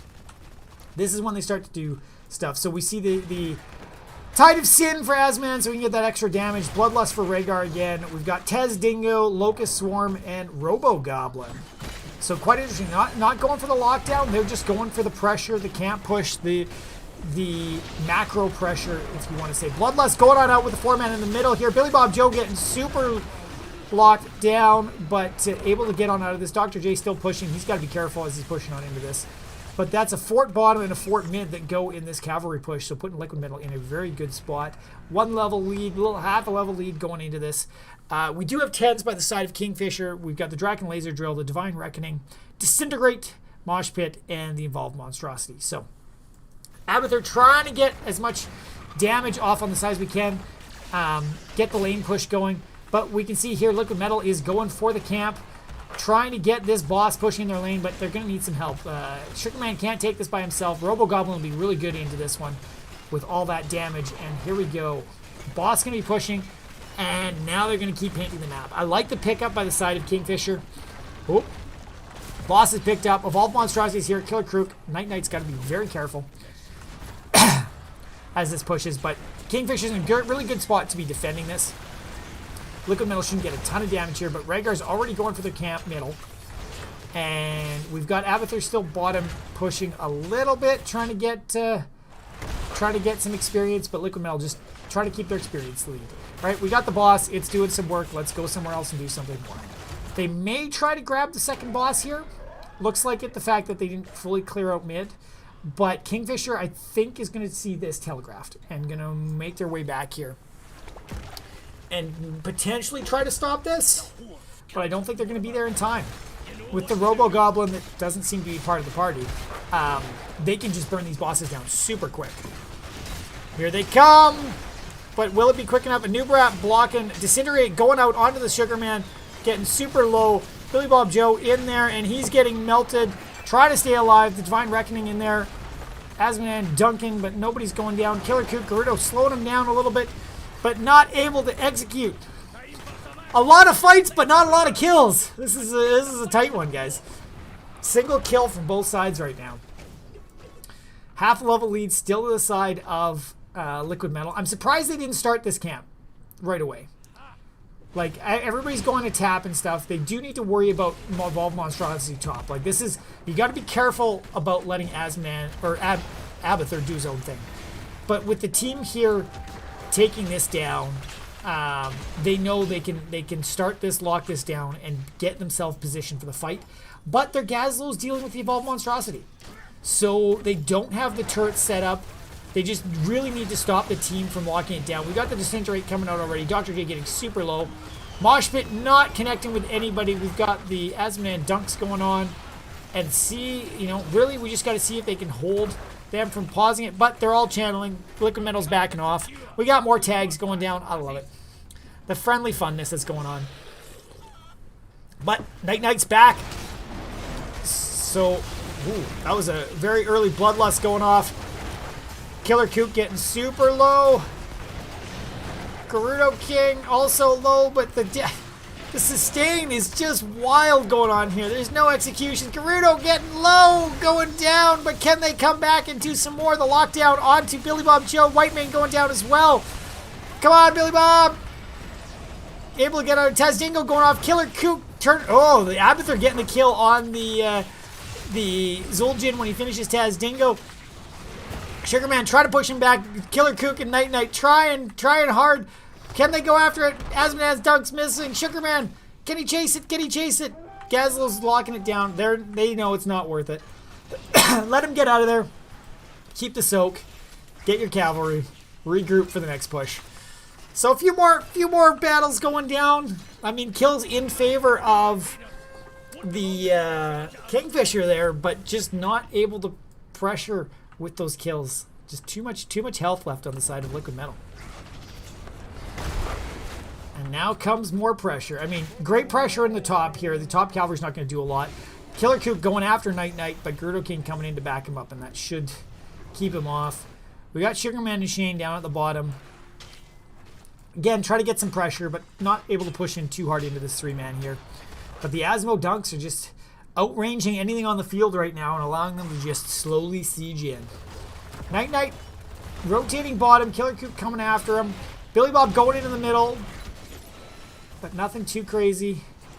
Top cavalry's already at about half health, so good job by Abathur up there doing the work. Full team of Liquid Metal here at the bottom, going after this keep. Dunk coming on out onto the ETC. Mosh onto two, but able to get knocked out of it. Billy Bob Joe getting stunned out by the bomb from the Explodium charge, but able to get out. Killer Kook again, super low. Zul'jin going on. Night Knight deep in behind everything. Li Ming doing the damage, but Whitemane going on in. Can they finish off? Nope. Can't finish off the Gazlo. So they're able to defend the cavalries with a single loss, but losing a keep in the process. Down a single level, but it is the 16 talent tier, so Liquid Metal should be looking to push this advantage while they can. And Kingfisher really just needs to get some kills here. It's the sustainability is just blowing my mind right now. Both teams, it seems like any team fight can go either way. They got damage coming out, but the kill potential just isn't there. Killer Kook again going on to the Sugarman. Lots of damage going low. Knockback, and Anubarak goes down. Good drop down. Billy Bob Joe trying to push onto the back line. He's getting low. Whitemane and Li Ming in there doing some work. Killer Kook coming in, nading the Zul'jin back in. Is he going to pop Tazdingo? No, Li Ming gets the kill. And Kingfisher turning the fight around here. 2 kills to 0. And they're continuing to push. Can they chase this Asmodan, or will they push things out? Abathur still pushing top lane too. It's going to force Liquid Metal back to defend, as they did leave that fort top. And what are they going to do? It looks like Kingfisher's rotating that top boss, knowing they need to take advantage of this time when they've got 15 seconds of no Anub and no Zul'jin. And it looks like they should be able to do that. Easily burning this boss down and putting Liquid Metal a bit on the back foot now. So, what was it, 17s? Asmodan trying to see you, but too late, knowing it's all going on there. Kingfisher here rotating down to the middle. They're going to deal with this camp, probably grab their own camp. And Liquid Metal's going to have to be very much on the back foot. I'll be curious to see what Kingfisher does. If they go for camp, if they go for the other boss. I think the other boss is the easy pickup, just to keep that pressure going. But especially knowing, like, knowing how close Liquid Metal is right now to this camp, I don't love this. You know they're going to collapse on you right away. But if you rotate to the bottom, grab this, force them to fight here, you've just got more time to know what's going on when they're coming. Right? They haven't even started their camp. They haven't even started the channel here. So not a lot of value. Boss has gone down. 4-man mosh pit going on down. Zul'jin walking into it too, and Kingfisher just putting on the damage. Bloodlust going on out to turn things around a little bit. Whitemane, the first to fall in this battle. We're losing ETC as well, and Gazlo, Killer Krook on the Tychus going down as well. Liquid Metal able to close on that one after the mosh had them quite locked down. Dang. And Li Ming and Abathur have to go back. They've got to do some defense here. 2 keeps down already is going to be tough going for this boss. Cavalry in line, but they need some teammates up. Yeah, that was crazy. Love that fight. I mean, everybody was trying hard, and just not able. Kingfisher not able to follow up on that mosh. Oh. That was a dirty, dirty mosh. And looks like here, Asmodean's doing a good job locking this down, though getting very low, which is a little scary. As the rest of the team pushes this in, keeps the minions coming in. They really just want they want to get the cavalry on the core. They're grabbing this Knoll camp here. You gotta be careful. It's only a 3-man. Yeah, you're right, Acro. That hurts. Whoa, Tychus takes out the Asmodean. Kingfishers, this might be their opportunity. Even with the cavalry down, it's a 4v5 now. It depends what you count, Abathur, I guess. I like this, though. 3-man defense here. Abathur going right into the front, dropping some locusts, keeping that pressure up. They know they want some keeps down. They want to slow these cavalry. Zul'jin getting caught out, popping his Taz Dingo, but that's not going to be enough to keep him alive. Liquid Metal is overstaying their welcome a little bit. Disintegrate going out and just tickling him with the end. Finishing him off. Night Knight, Sugarman here in the bottom. Same with the Gerudo King. But it's 3v4. They got to be careful. 2-man mosh going out. Disintegrate right on top onto Night Knight. Night Knight going down. Rhaegar also getting low with the Disintegrate. And Cavalry's on the core. They got to be careful here. But Sugarman also getting low. Getting blown up. Kingfisher. Are they going to be able to defend this? 2 Cavalry on the core. Boss down to about 2/3. With the keep up, they should be okay, and looks like they're going to handily be able to save this one. Cavalry top's going to take the fort with the Rhaegar here, but great defense on the side of Kingfisher. They were able to make the kills count there and keep themselves in it. It's 20v20 right now. Lots of potential. This could go either way, especially with keep open on the top for Kingfisher. If they, if they can pop that open, it's going to force that pressure for the side of Liquid Metal, where they have to keep defending. All right, right now that's where Kingfisher's at, but they've got a 3-man and they're rotating straight to the boss bottom. Right, they don't have vision on anybody, but they know 2 are still down, so if they can blow this up, keep that pressure coming up, they can probably rotate around. Oh, look at this! Even Abathur coming down wants part of this boss fight, more just to deal with the lanes, but. They want all this pressure. And you can see Liquid Metal, they know something's up. They saw people coming through. The Asmodean comes through. Billy Bob Joe's on it, and they got it. They know. Liquid Metal knows they can't do it, but they're here for the defense. We got the Monstrosity top helping with this lane. So Abathur's gonna keep juggling that to keep the pressure up. We might even see an Abathur jump up there again as Kingfisher's gonna just try to press this advantage. Tychus in behind here, same with Li Ming. The more damage they can do right now onto the team while they're fighting here. Rhaegar popping the Bloodlust. Captain, Whitemane very caught out, and the Liquid Metal just collapsing beyond this. Kingfisher doing what they can, but losing the Li Ming already is going to be tough. 3-4-man mosh again. Billy Bob Joe just on point with these things. But again, no follow-up. Death mosh on all 5. 2 of them knocking out Anubrak and Rhaegar going down. It's a 2v3. Can Tychus get out of this and survive? Zul'jin is just chacking him down. Oh, sniped. Nice dunk by Asmodean there. But again, that's weird. We're losing 2v3 there. Great battle. Kingfisher getting the kill. Still pulling ahead in the kills there. But it's hard for Liquid Metal to be too aggressive here. I mean, The Evolved Monstrosity is slowing middle. They're going to take some camps. Probably going to try to get this camp right away, but with Li Ming coming back in 17 seconds, they probably won't be able to close it out right now as a, you know. But they got to watch top lane. Lots of pressure coming on in here. Asmodan looks like he's heading back to deal with that. They've got the Evolved Monstrosity middle dealing with the pressure. Cavalry's coming in on by Liquid Metal. Could seal the deal for Kingfisher. That'd be a lot to deal with. But if they can stagger them out and not deal with all three at once, it could be okay. Keep top taking a ton of damage. Evolved Monstrosity going after Shane, trying to keep him off him as much as possible. And can they seal it? Half stun. Gucci's coming on in with Captain Skippy and Billy Bob Joe. Can we see a 5-man mosh here? I don't think so. There's no 5-man there, but stalling this off at about the 22-second mark. So they don't have to worry about the cavalry. Tychus is dealing with the Knoll camp back. The greatest thing about this map is the fact that the boss heals back up. So as long as they don't have too much pressure, you should be okay. But Liquid Metal, they've got 4 men here. They want to take this. So Kingfisher's going to have to come back. Draken Laser is drill. You know, their big turret versus Gazlo's little turrets. Dr. J getting super low, popping that Taz Dingo to stay alive. And having to back off here. Gerudo King trying to channel not enough. Sugarman diving on in, but ETC knocking him back. And Anubrak is going down. Tide of... Whoa. Yeah, I think that was a Tide of Sin. But it was a nice dunk. Taking out the Draken Laser drill. And things are moving. Clearing off. Kingfisher is in a okay place right now. They're going to start their channel on their side. But Liquid Metal knowing, okay, we can't take a team fight right now. We're down somebody. Let's take the boss.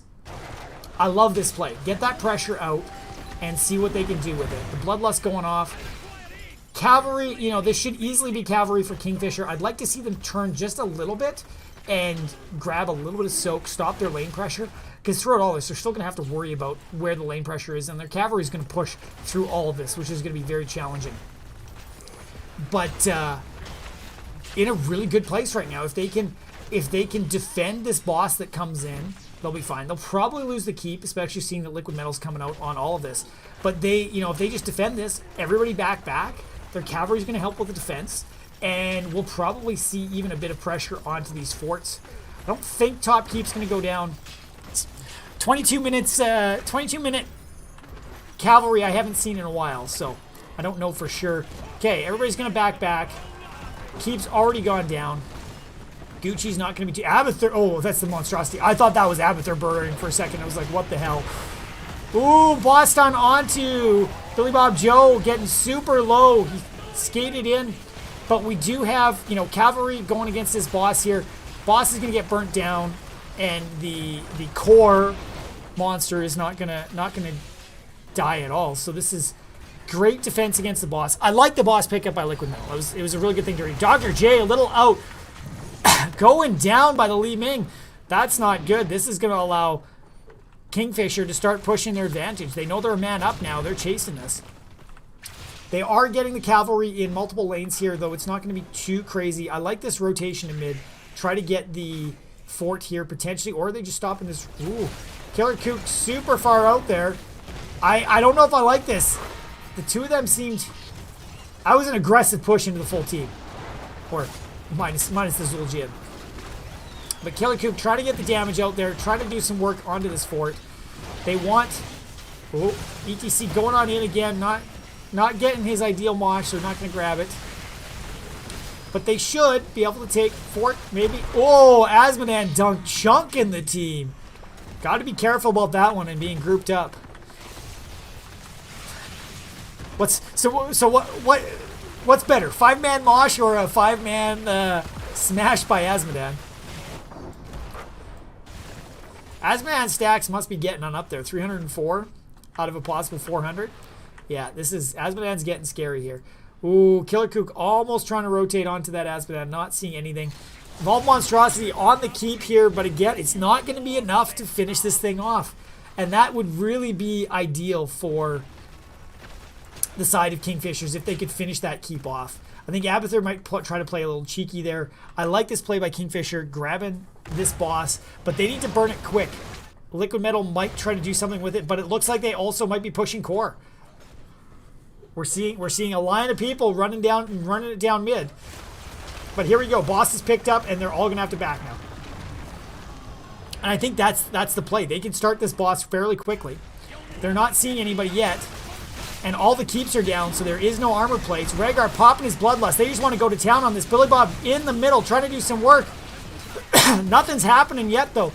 Almost down to 50% on the core. Mosh on 2 people. Night Knight getting super low on the Gazlowe, and it goes down. Sugarman in the backline getting chunked down. Skippy on Li Ming going down. Sugarman trading. It's a 2-for-1 so far.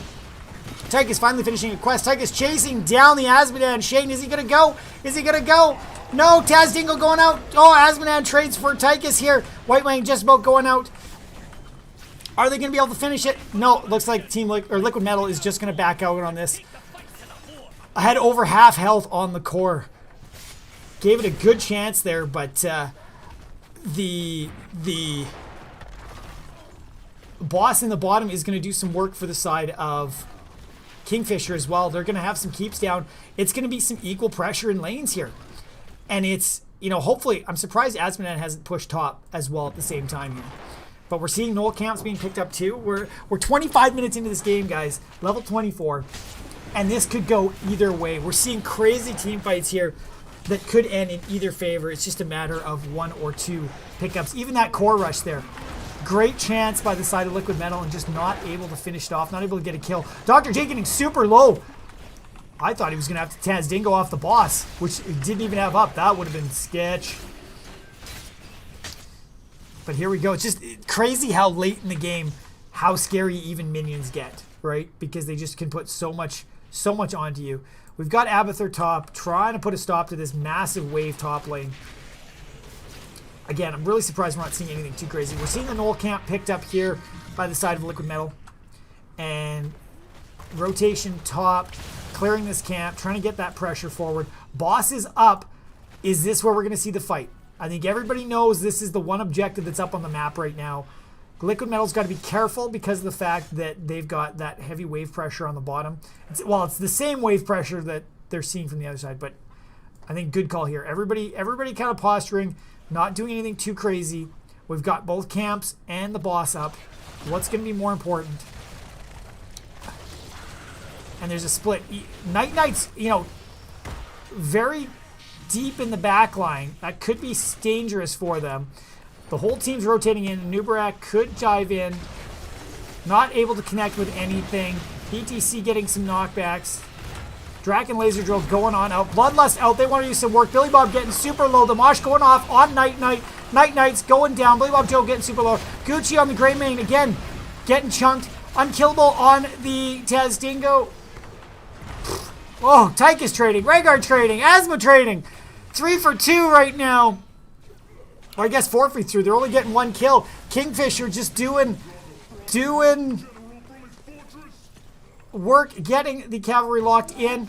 Liquid Metal just pulling on back to defend, trying to push things back. They still have 2 keeps. They did lose that keep bottom. But they should be able to defend this. 2 armor plates. There's that pressure coming in from the Azmodan. But hopefully they can heal us up before the cavalry comes in. Dr. J trying to go in and stall this out. He's got to be careful he doesn't be too greedy here. He doesn't have Taz Dingo for another 45 seconds. And I think that's the safe plays they need to defend. I mean, it's getting late game. These cavalry are going to hurt more and more and more. But they can't afford to lose and stagger deaths at this point in time. So this is good. Sugarman clearing out the Locust, trying to stop the pressure coming on in here. That Locust camp can be very scary. But look at their top lane. They got a lot going on in this top lane that's going to press in. So even, the cavalry is going to help slow that. But right off the bat, top lane, middle lane, Liquid Metal doesn't have to worry about too much. Bottom lane is where they're should be the most scared of. And they just need to play it safe, play under their fort, and get some picks. Right? Heck, even if they stall it long enough, this top lane is looking scary. So they got to be very careful with that. Again, it's just going to go the matter of team fights. Who can do a team fight in a way that's going to close it out? Draken Laser Drill in a nice defensive position, not allowing anybody to push into them nicely until they burn that down. Gazlowe's turrets keep going down, keeping them alive. Sugarman diving on in. Billy Bob trying to knock him around. Disintegrate on the Li Ming. We've got more damage coming out from Night Knight. Zul'jin doing his work, doing what he needs to. The push into the back line here. Mosh onto 2. A Nubarak going on down. The Asmodan dunk going down. Billy Bob Joe, is he going to die? Not quite able to just sneak on out of there. Can we get an Az dunk soon? No. Gerudo King getting pushed back. Not quite able to make it. Zul'jin in the back line, able to kill the white main. Going after the Li Ming. Can he get it? Gets the key on the Li Ming as well. Billy Bob Joe getting chased by Dr. J. Is he going to get it? Maybe. Rhaegar goes down to Abathur. I didn't even see where he went down. Did he get slapped down? Oh my god, that'd be ridiculous.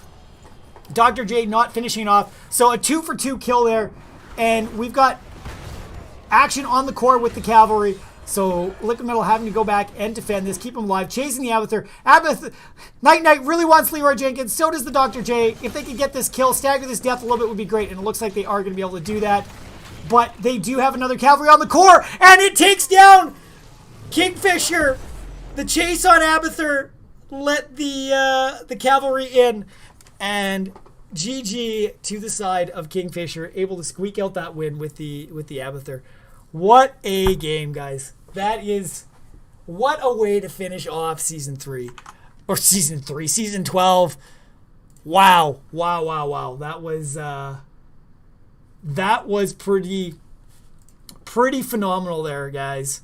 The going either way. Let's get this prediction. Looks like again it was in the side of Liquid Metal, but no, go back. Choose outcome. Kingfisher bringing it on home.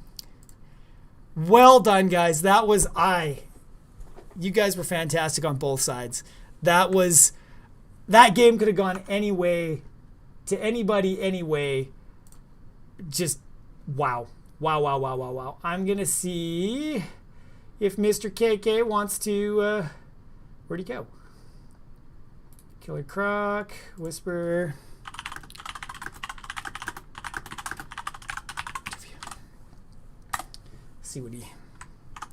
See what they say. I'll just jump back into lobby 2.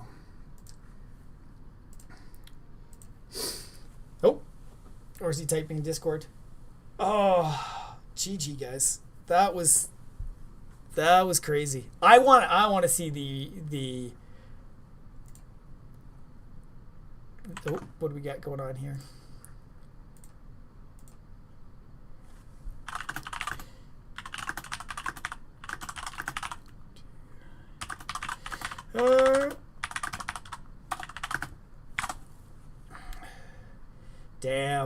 Damn.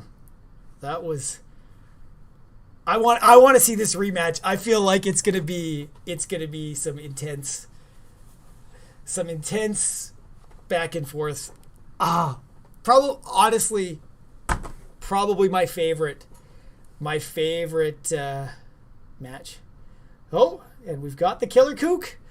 Hello, I'm present. You are present. Well, congratulations. Nice matches. Thank you so much. We're all sweating like buckets. I'm doing the same here. Like, where's this going? People are dying and they're alive. Like, you guys know how to build suspense for the audience, that's for sure.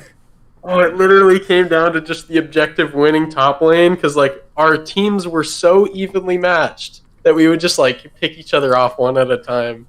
Yeah. It was so great watching that of like, okay, people are picked off. Everybody realizes like nobody can close this out, so back off, grab cabs, get everybody smart. Yeah, it was so nice to see that. So I have to start out by asking, how was the? Sure. I mean, how elated is everybody right now? I guess is we're like I said, we're jittery, but super hyped. I think there were just such highs and lows in that game that it's hard not to be just totally elated right now. Yeah. Well, especially when we almost lost to their core dive. We had like this insane 5-man mosh that just didn't get us anything. Yeah. And then, it was just insane. I mean, watching the circles that game, I mean, Billy Bob Joe with what? He had 1 5-man, a 4-man, and a few other nice washes, just landing those perfect circles. And then on the other side, watching Asmodan land dunks on like 4 men and your entire team losing half their health. I was like, this is going to be, the MVP is going to be whoever lands the best circles. And I think Billy Bob was able to do it. The best, like, 3-inch circles. Yep. Yeah, no, it was. That's the skill of the game. And that, I mean, that 5-man mosh was so glorious, and it must have felt, been so frustrating. Where it's like we couldn't kill anybody out of that. He got them all. Yeah, dude, it was nuts. So, like, as Tychus, I only have single target damage, really. And we actually didn't call a target, which I think was our main mistake. If we called a target, we could have eliminated someone really easily, but we were just trying to, like, get everyone down. And that plan got countered immediately when Rhaegar cast his bloodlust. Right. Because everyone just healed right back up again. Totally. Yeah. If you don't have anybody dead before that, they're going to be back to half health like crazy. Yeah, I think if we did that again, we probably would have called the target better on that one. Nice. Well, I mean, always nice to see, even out of those moments that are like so great and challenging at the same time, that you're taking away something from it, right? Yeah, I think the opposing team did awesome. They had so many like little summons that Li Ming was struggling. Right. I mean, it was so hard to get damage through. Yeah. And then our lanes were always just stacked. So. Oh yeah. That's why Abba ended up with almost 500,000 siege damage. Yeah, that's pretty scary. But I mean, such a great job. Like, I like that, on a map like Alterac Pass, such a nice pickup there with Abathur of, it's forcing them always to think about those lanes. Yeah, thank you. You could see that even right with the end of the game there, how frustrated Liquid Metal was with that Abathur and that lane pressure, that they made that decision like, we just need to kill Abathur, and it probably wasn't the best decision, right? Yeah. It was a risk they had to take, probably. Mm-hmm. Yeah, we have a player that Abathur is one of his favorites, so we like to play him on that map. Oh, nice. I always love seeing a Abathur pickup. Like, it's just so fun. It's so different than what not on the enemy. You're always like, oh geez, yeah. We have to deal with this. And I do think, like, I felt Liquid Metal did a nice job of pulling that Azmodan away to make sure that early on, I mean, the fact that it was Azmodan against Abathur and Li Ming didn't seem like you guys were getting a lot of Abathur pressure to start. Yeah. It is a little tough when you run like. We didn't really have a great off lane because we actually were gonna do ETC with the global, and then that was gonna be the game plan. But we just figured we'd get too much value out of the moshes when they only had two reliable stuns. It was really easy to get really good moshes. Yeah. So we actually had an insanely weak early game, and it was stressing us out until we started making those comebacks. So yeah. Well, it was definitely, I mean, hearing you say that, it definitely looked like earlier on, like you were a bit on the back foot. Nothing crazy.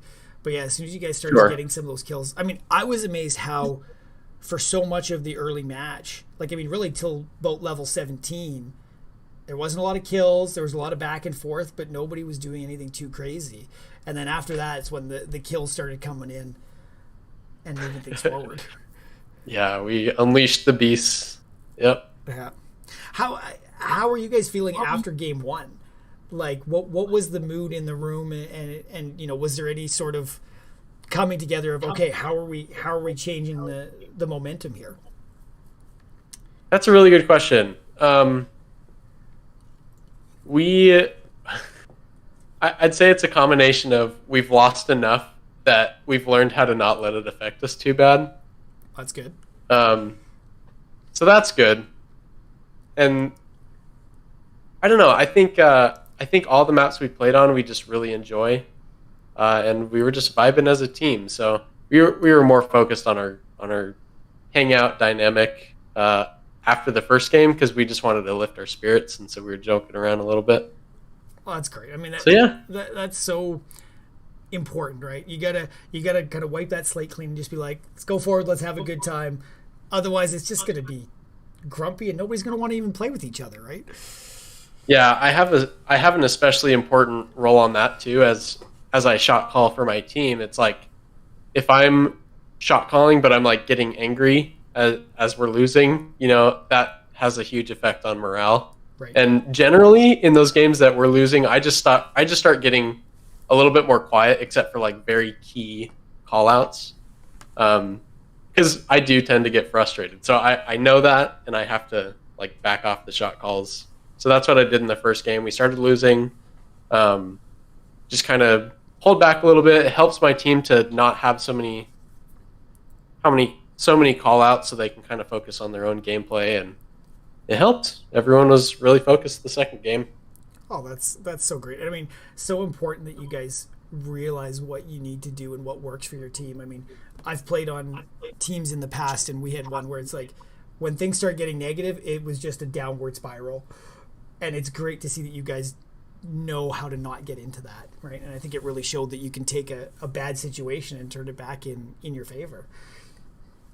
Yeah, agreed. Thank you. That second game was like, I just had so much fun on Junkrat. I felt like nothing could stop me. As a fellow Junkrat player, I know exactly what you're feeling there. Of that, nobody can touch you. You're just pegging the damage there. I mean, you had 100k damage that game, and it was just like the respect ban in game 3. You knew that you were the problem. Yes, very much enjoyed that. Any control point, really, Junkrat just has a certain way of keeping the enemy away, and then when they do decide to walk up, and we can easily pick off that person that got rooted. Yeah, that was a lot of fun. Yeah, no, that was fun watching the Junkrat there. Just even your displacement on so many of them. I mean, their comp was so built around, diving into you guys. And then they dive and that then tore us they're apart gone. the first game. Yeah. Yeah, exactly. We're like draft CC, draft displacement. Yeah. Don't let them get on top of us again. Exactly. I know we were getting dove pretty hard that first game. It doesn't help when like you lose all the objectives, so the Punisher is jumping you, and then the enemy team is jumping you. Yeah. Just that extra CC that you don't need to deal with. That's just don't need it. Wow. Just don't need it. Unnecessary. Totally. So, I mean, that's round 9. What are you guys looking forward to with the playoffs coming up? Well, this is our first season in NGS, and I don't if we qualify. Did we qualify? I don't know. I'm pretty sure. So this is my first season casting NGS as well. So okay. We're all in the same boat there. But I'm pretty certain that everybody makes it into the playoffs. And, no way. Okay. And then it starts whittling down from there. I mean, then we're seeded according to how we did. That's my understanding of all of it. I mean, I could be wrong. I haven't read up on all of the stuff. So I should probably read up on that, because we pretty much thought that was our last game. Oh. So it'd be great to have a playoffs. Well, and be honest. I mean, I think NGS is so big on, let's get people out, let's get them playing. I think it would be right in line with what they would normally do. But it'll be interesting to see. I wonder if I can see. Have to read. I've got the website up. Read up on the schedule. Because I do think, I mean, even with today, with your win, I think you guys are still ranked 9th. Oh. Because it's you guys needed a domination to move up and tie for 7th. So you're just 1 point out of 7th or 8th right now. So I mean, potentially if it is cutting things off, then you might not be in, but I think you will be, which would be nice. We're excited to find out. Oh, okay. Chat saying playoffs might be best of 8. But I hope you guys are in. I want to see you guys. I honestly want to see you guys face off with Liquid Metal again. It was a pleasure, chat.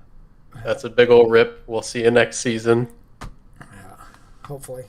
Can we kick one of these other teams out for some reason? I don't think I have those power. Hey, either way, we're golden. We just love HOTS, so we'll play no matter what. Well, it's great to have you guys here. It's been a pleasure to watch, and if you're not in the playoffs, I hope we see you next season, because I'm excited to see some more and see you guys move on up.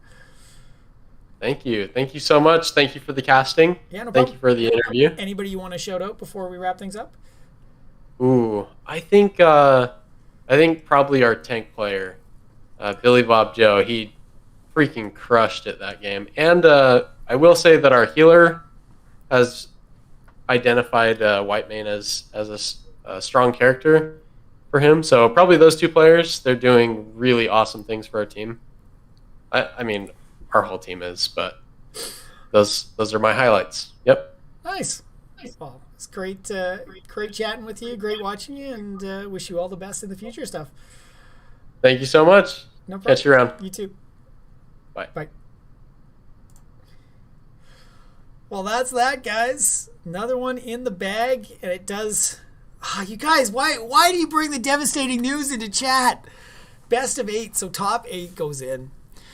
What's everybody been saying? Junkrat Yuck unfollows. Shh, aggro. Main tank here, but every once in a while I'll play Junkrat when I need to mix things up a little bit. But no, I think that was a fantastic. Both teams, you guys did fantastic. I mean, back and forth. The first 2 games, clearly dominating on either side, and that last game, just able to just squeak it out for everything. Yeah, Gerudo King, you're right there. Whitemane popping off at level 20 was just crazy. Seeing how much the teams just kept alive and were sustained throughout all of that. The amount of people that weren't dying blew me away. I can't, honestly, probably my favorite match to cast because of how tight it was.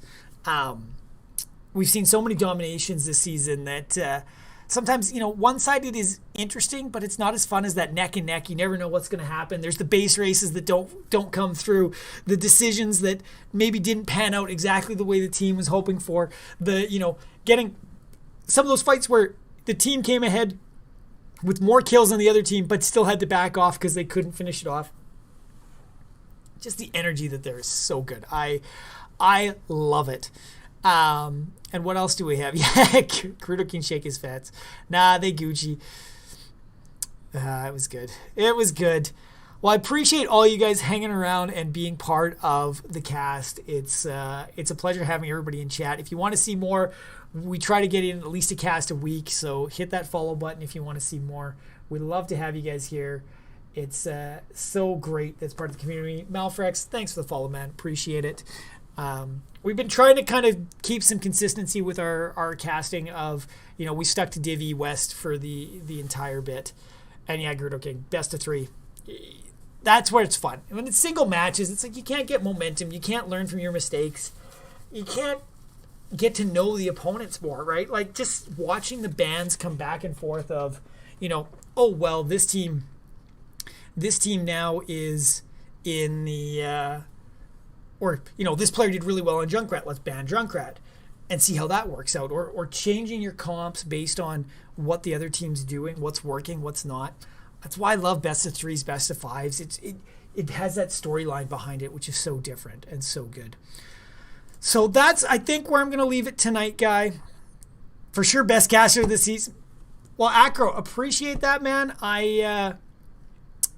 We try to do what we can. We're here to have fun with it. We want to see you guys have fun and build the hype with it. We know we're not the smartest people in the game. We call things the wrong things all the time, that jazz, but we're here to have fun. We want you guys to have the fun, and we want everybody to enjoy it together. So appreciate it. Yeah, that's where it is. Oh, and Gerudo King said he got drafted and can't cast with his boys. That's very true. It's always a blast casting with you, Chris. But we do have to be careful where I think there's NGS rules where you can't cast anything in your own division. I'd have to double check that, but you definitely can't cast anything your team's in. So we gotta play it safe there. But no, it'll be good. But we're gonna go. It looks like there's one other match still live right now. It's a Div A match, which, let's be honest, it's Div A. It's not gonna be as fun as Div E. So we're gonna send you guys over there. It looks like it is Ektar that's doing it. I'm here for the jokes. Jokes? Oh God, sorry. There wasn't that many good jokes this week. That's my bad. The joke master was away. So we're gonna go over to Ektar, give him some love, or them some love. I don't quite know. And it's part of the NGS. Throw some follows, have some fun. There's a great community around it. Throw the support around. We love seeing that. And we will catch you guys. We'll be back Saturday morning for sure, doing some streams. But hopefully next week we'll be casting some playoff war action at the same time. Thanks again, guys. And we'll catch you in the next one. All right, I got to wait. Oh, no, I did. I screwed up. There we go. Start raid. Now I got to wait 10 seconds. Do do do do do do do do do do do do do. Bye. God, I'm in a weird mood.